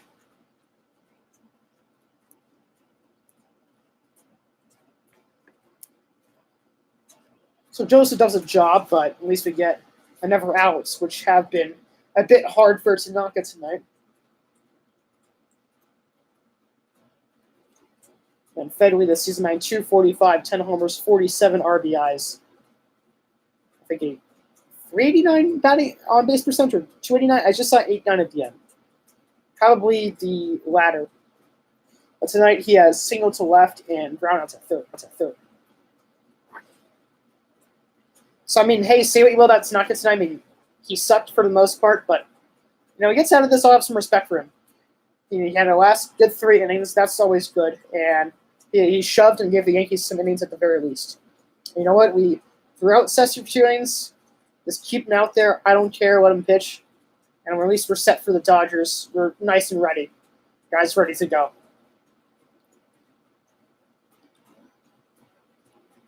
Here comes the 0-1. And fastball way inside almost hit Fegley in the face. And, I can't remember the last time Tanaka has pitched this many pitches.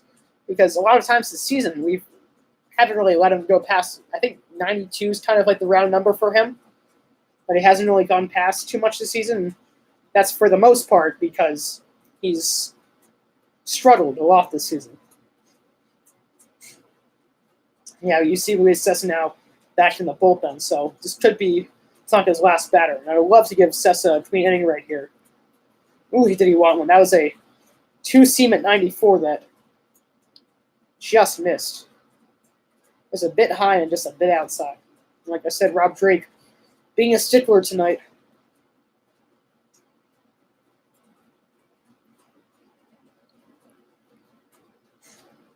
Really not giving any pitchers anything out of the zone.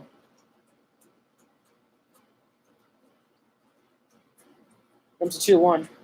Nice slider. Actually, I think it was a splitter. Yeah, it was a splitter. A hanging splitter. Tanaka see his face. He's like, ugh. That's one that I luckily got back. So come on, one more pitch. You'll love to see the strikeout right here. A good note on a tough night. You'd love to see that. Pitch number 108 right here. A lot of pitches tonight.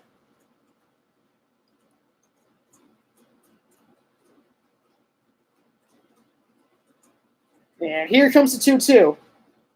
94 right there. Tanaka really giving his all in this last batter. This will be pitch number 110. No, 109, excuse me. It'd be cool if you got to 110, honestly. But, I obviously prefer than getting Fegley out. Actually, Tanaka struggled third time through.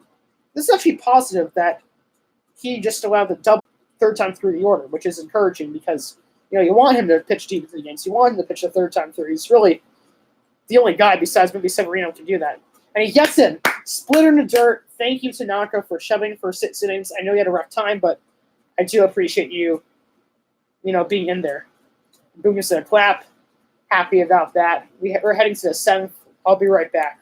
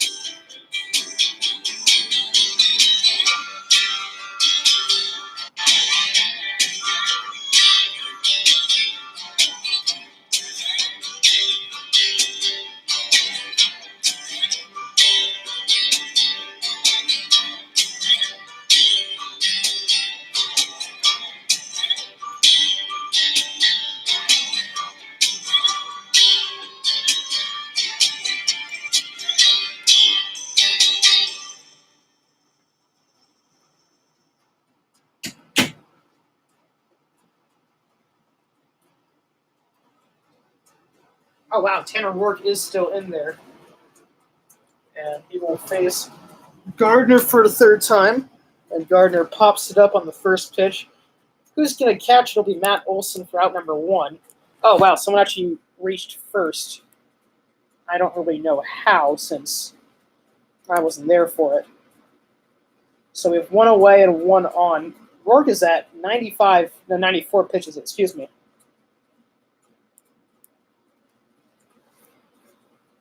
So, Rourke shoving a bit for the A's, trying to save that bullpen a little bit.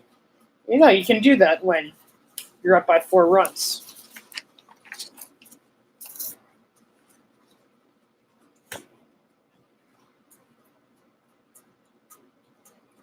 Wait, no, I think they have the bases run. Yeah, that was actually really funny. So we didn't miss a batter. Because Gardner was the first guy due up this inning, and it's pretty funny because they had man on first, man on second, then they took it out. They messed up, and now there's no one on base. So that was funny. And a high ball, deep center field. Y'all buy baseball, folks. It's a solo shot from Gleyber Torres. It's just actually no, sorry. No, it's Gleyber Torres. What they're saying Mike Talkman. What is that? That's Gleyber Torres right there. So Torres hits his 30th home run, first time he's ever done that. And wow, I mean, if you told me we got Gleyber Torres, he'd be a 30 home run player, I would say you're crazy. I never even thought he'd be a 25 home run player, and he is just the second Yankee to have 30 home runs in a season, aged 22 or younger. And DiMaggio actually had 46 and 37, which tells you how good DiMaggio was. And a lot of high fives from his teammates. I think they know that he just hit his 30th home run. Leads the team in home runs. Yep, there we go. Tanner Rourke is out of the game. Good riddance. I mean, very, very good riddance. We saw enough of him tonight. That was so funny. They said Mike Tauchman hit the home run. That was hilarious. Like, he's not even a righty. Con actually was pretty close to robbing that, too. Just missed that one. And since there's a pitching change, we'll go back on break for a couple minutes.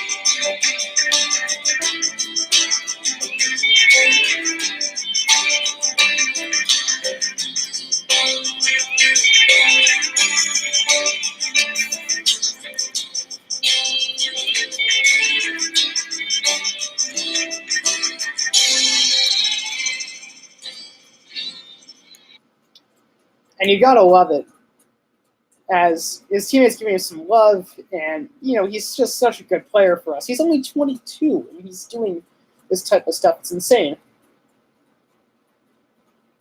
And Chris, you asked me to stay, and I think I'm going to stay for the rest of the game. Steven throws 97 on the outside corner up against Tauchman. That's tough. 0-1. But, I feel like we got a chance to come back to this. I think we can upset the A's tonight. Tanaka's out. He actually shut for the last 3 innings, which was good. That's definitely the highlight for his night tonight.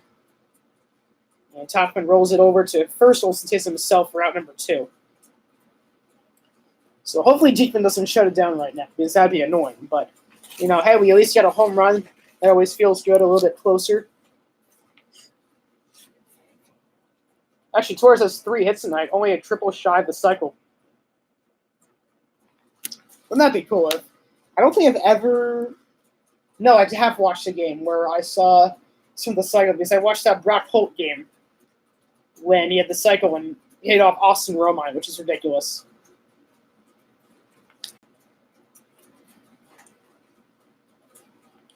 And slider misses outside 1-0.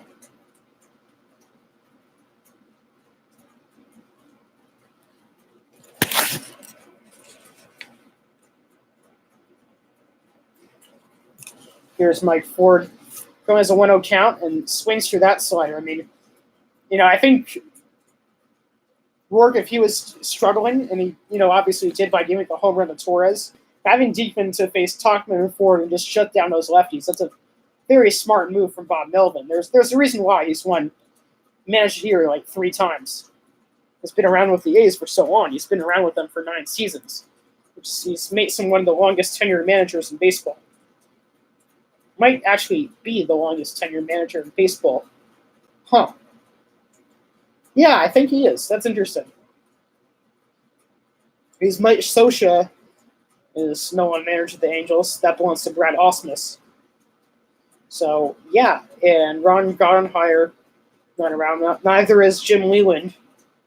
So, I think that does make him the longest tenured manager. I'm trying to think of anyone else. Oh, no. Maybe Bruce Bochy. He's probably up there, too. So Bruce Bochy and Bob Melvin, probably the 2 guys up there.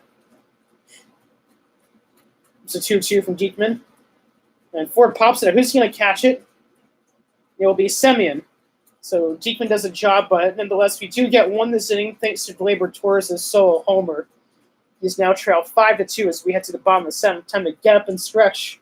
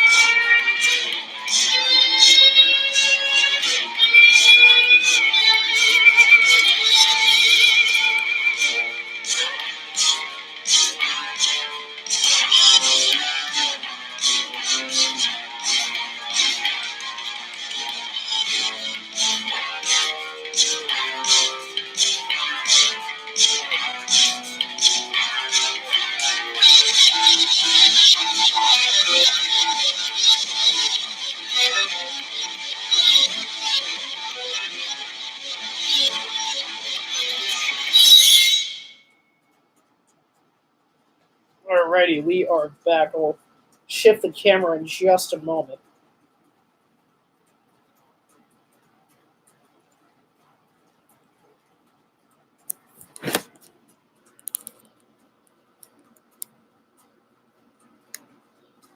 There we go.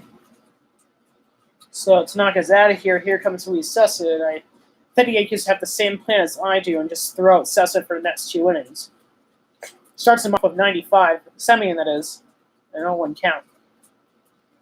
He has a 4.36 ERA this season. He has 64 strikeouts, 64 innings pitched, which is pretty good.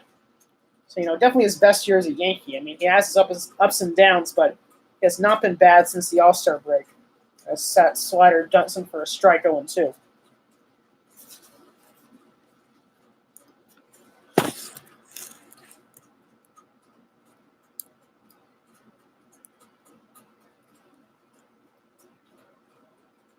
And slider misses outside, 1-2. Semyon tonight has doubled, scored, down to third, and lined out to right. And Sessa misses the slider outside, 2-2. So, hey, I mean, Ward had a great start tonight. I mean, it ended on a sour note, which is hilarious. He's not very well representative of the performance he had tonight. But, yeah, I mean, he's been a good acquisition for the A's. And Sessa does get Semyon a slider, so a good start for him. Already a better start than Tanaka had. I mean, hey, Sessa can really shut the A's down for the next 2 innings. That would definitely help. And we really haven't used our main guys too much. I think we used Ottavino yesterday, and that may have been the only guy we really used. That's like our top guys, which are Hanley, Ottavino, Britton, and Chapman. And we've used Green too. Green actually pitched a lot yesterday, but so we've used Green, Loizaga, Ottavino, and now Sessa. So our main 4 guys, and once again, Hanley, Ottavino, Britton, and Chapman are fine. They're all set for the Dodgers, so we just need some good starts. No, give us 5-6 innings of 3-run ball, and that's all we ask. I mean, it's going to be tough against Ryu tomorrow, and I'm actually excited to see him pitch because I have not seen him pitch a full game in quite a long time. Maybe in the playoffs last year. I know he definitely did pitch in the playoffs. I don't know if I saw the game he pitched in, but still. And threw in the hole into left field.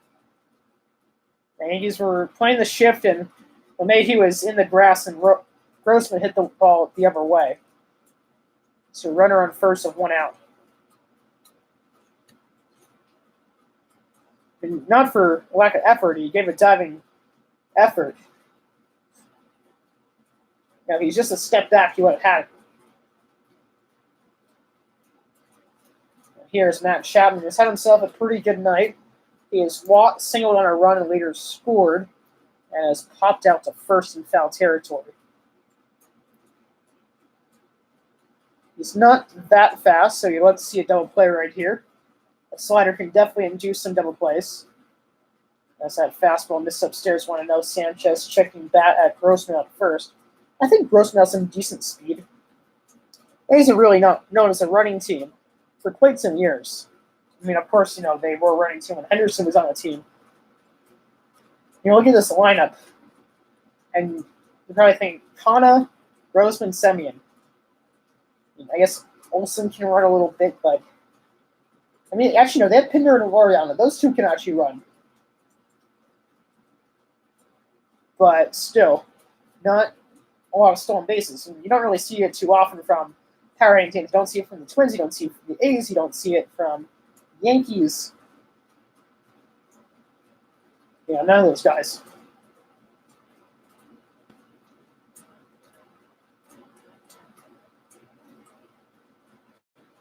And here comes the 2-0 Chapman. And hits a DD on to second for 1, on to first, in time, inning double play. Thank you very much, Luis Sosa. And with that double play, still a 5-2 ball game as we head to the top of the 8th. This game starting to move on a bit.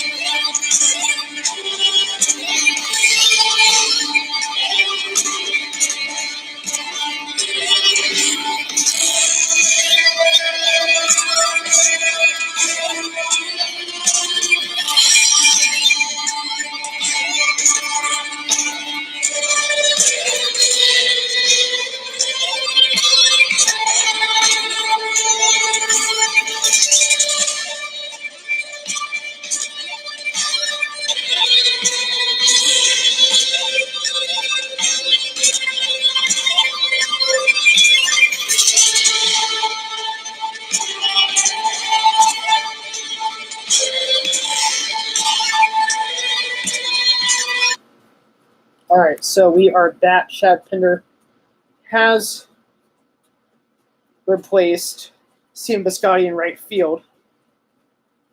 And Lou Triviano on the mound facing off against Mayhew, and he hits it hard to first, but Olsen will take it himself 1 away.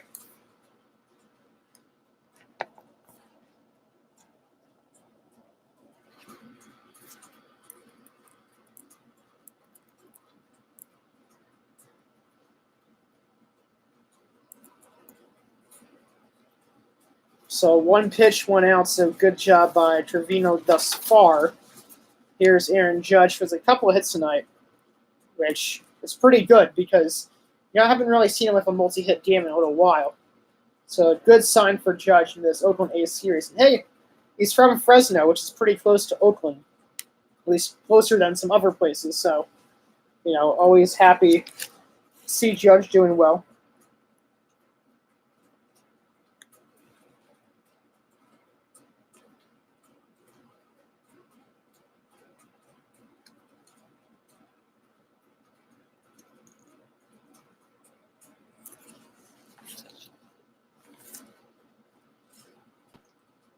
I think this will be the last half of the inning. I mean, the Yankees are coming back, then okay, but yeah, I think this might be it after this half inning.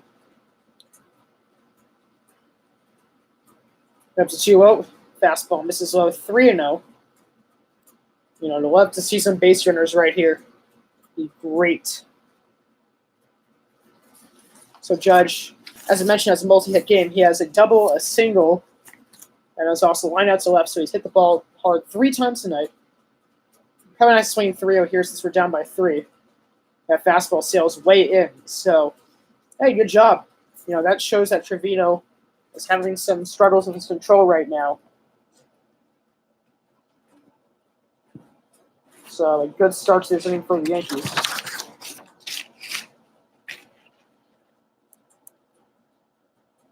Here's Gregorius, who's also been pretty hot this series, despite him being 0 for 3 tonight. He's batting .265, 11 homers, 39 RBIs, and a .294 on base percentage.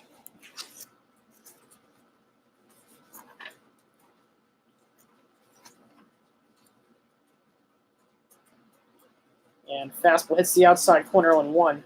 Kind of has a bit of a funky motion right there. Kind of like dips low like Ottavino, but and throws like almost just as hard at 97. Let's say Ottavino throws probably between 93 and 96, but Trevino can hit 96 to 98 with these. Ottavino can really just top out at 96, I would say. Here's the 0-1 to Didi. Grounds it up the middle. Right there, right in the shift, but he throws it away. But because of the very large foul territory, Gregorius will stay put at first. So the A's get 1, so the Yankees catch a break. Hopefully, Urshela can make him pay. Yeah, Semien took it himself there and kind of rushed it a bit too quickly.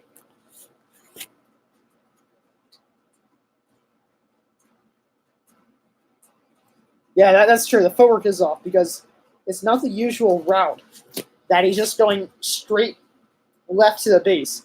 He's going straight down, that's a pivot, and then fire to first. So it's a little bit harder than expected, but you're a major league athlete, so you should be able to have it. So 2 away, and here comes Urshela, who already has the hat trick tonight. Hopefully he can break out tonight in a big way.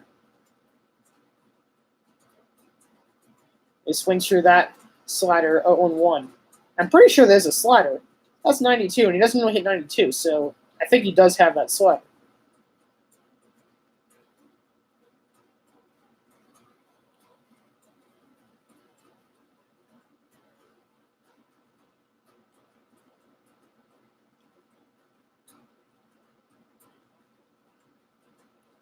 I mean, definitely the Yankees don't score here. I'll stop. I mean, I got to wake up at probably around 7 tomorrow, so I need some sleep. Got a lot of stuff I got to do because tomorrow's my last day before college, and get some last-minute supplies and, do some last-minute things. And pack a bit more.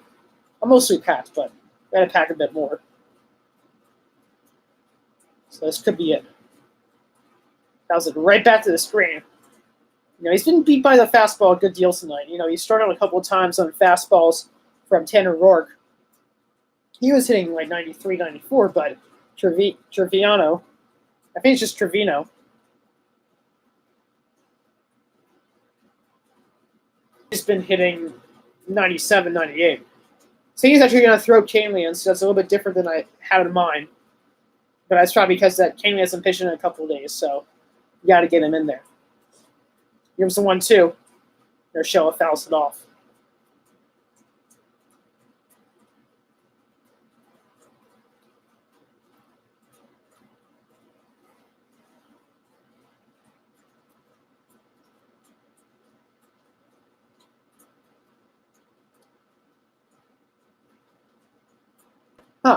There's only 2 players ever to come from a Slippery Rock University. One of them's Lou Trevino, the other one Bob Shockey, pitcher for the Yankees in 1920. It's the one true. Urshela did hold up. Whew. Almost had the golden sombrero, which is when he struck out for 4 times. Yep, he did hold up. You know, I really love David Cohn's explanation of when you hold up. And he's been saying this for years, and it's when you cross the plane, when you cross the bat, comes across the front of the plate, that's when you know you strike out. He didn't do that there, so good job by Urshela to hold up. You know, just keep on battling. You got to find a way through. And Sanchez on deck, too. Fastball misses upstairs, so hey, we get on base. Urshela gets on base, rather. Sanchez is up, and he can come really big and clutch right there. So I hope that's the case. Urshela got to be big right near. I know you struggled tonight, but come on. Here comes the payoff pitch. And it's a slider low, and Urshela swings and misses, so he has the golden sombrero. And Trevino gets out of a jam.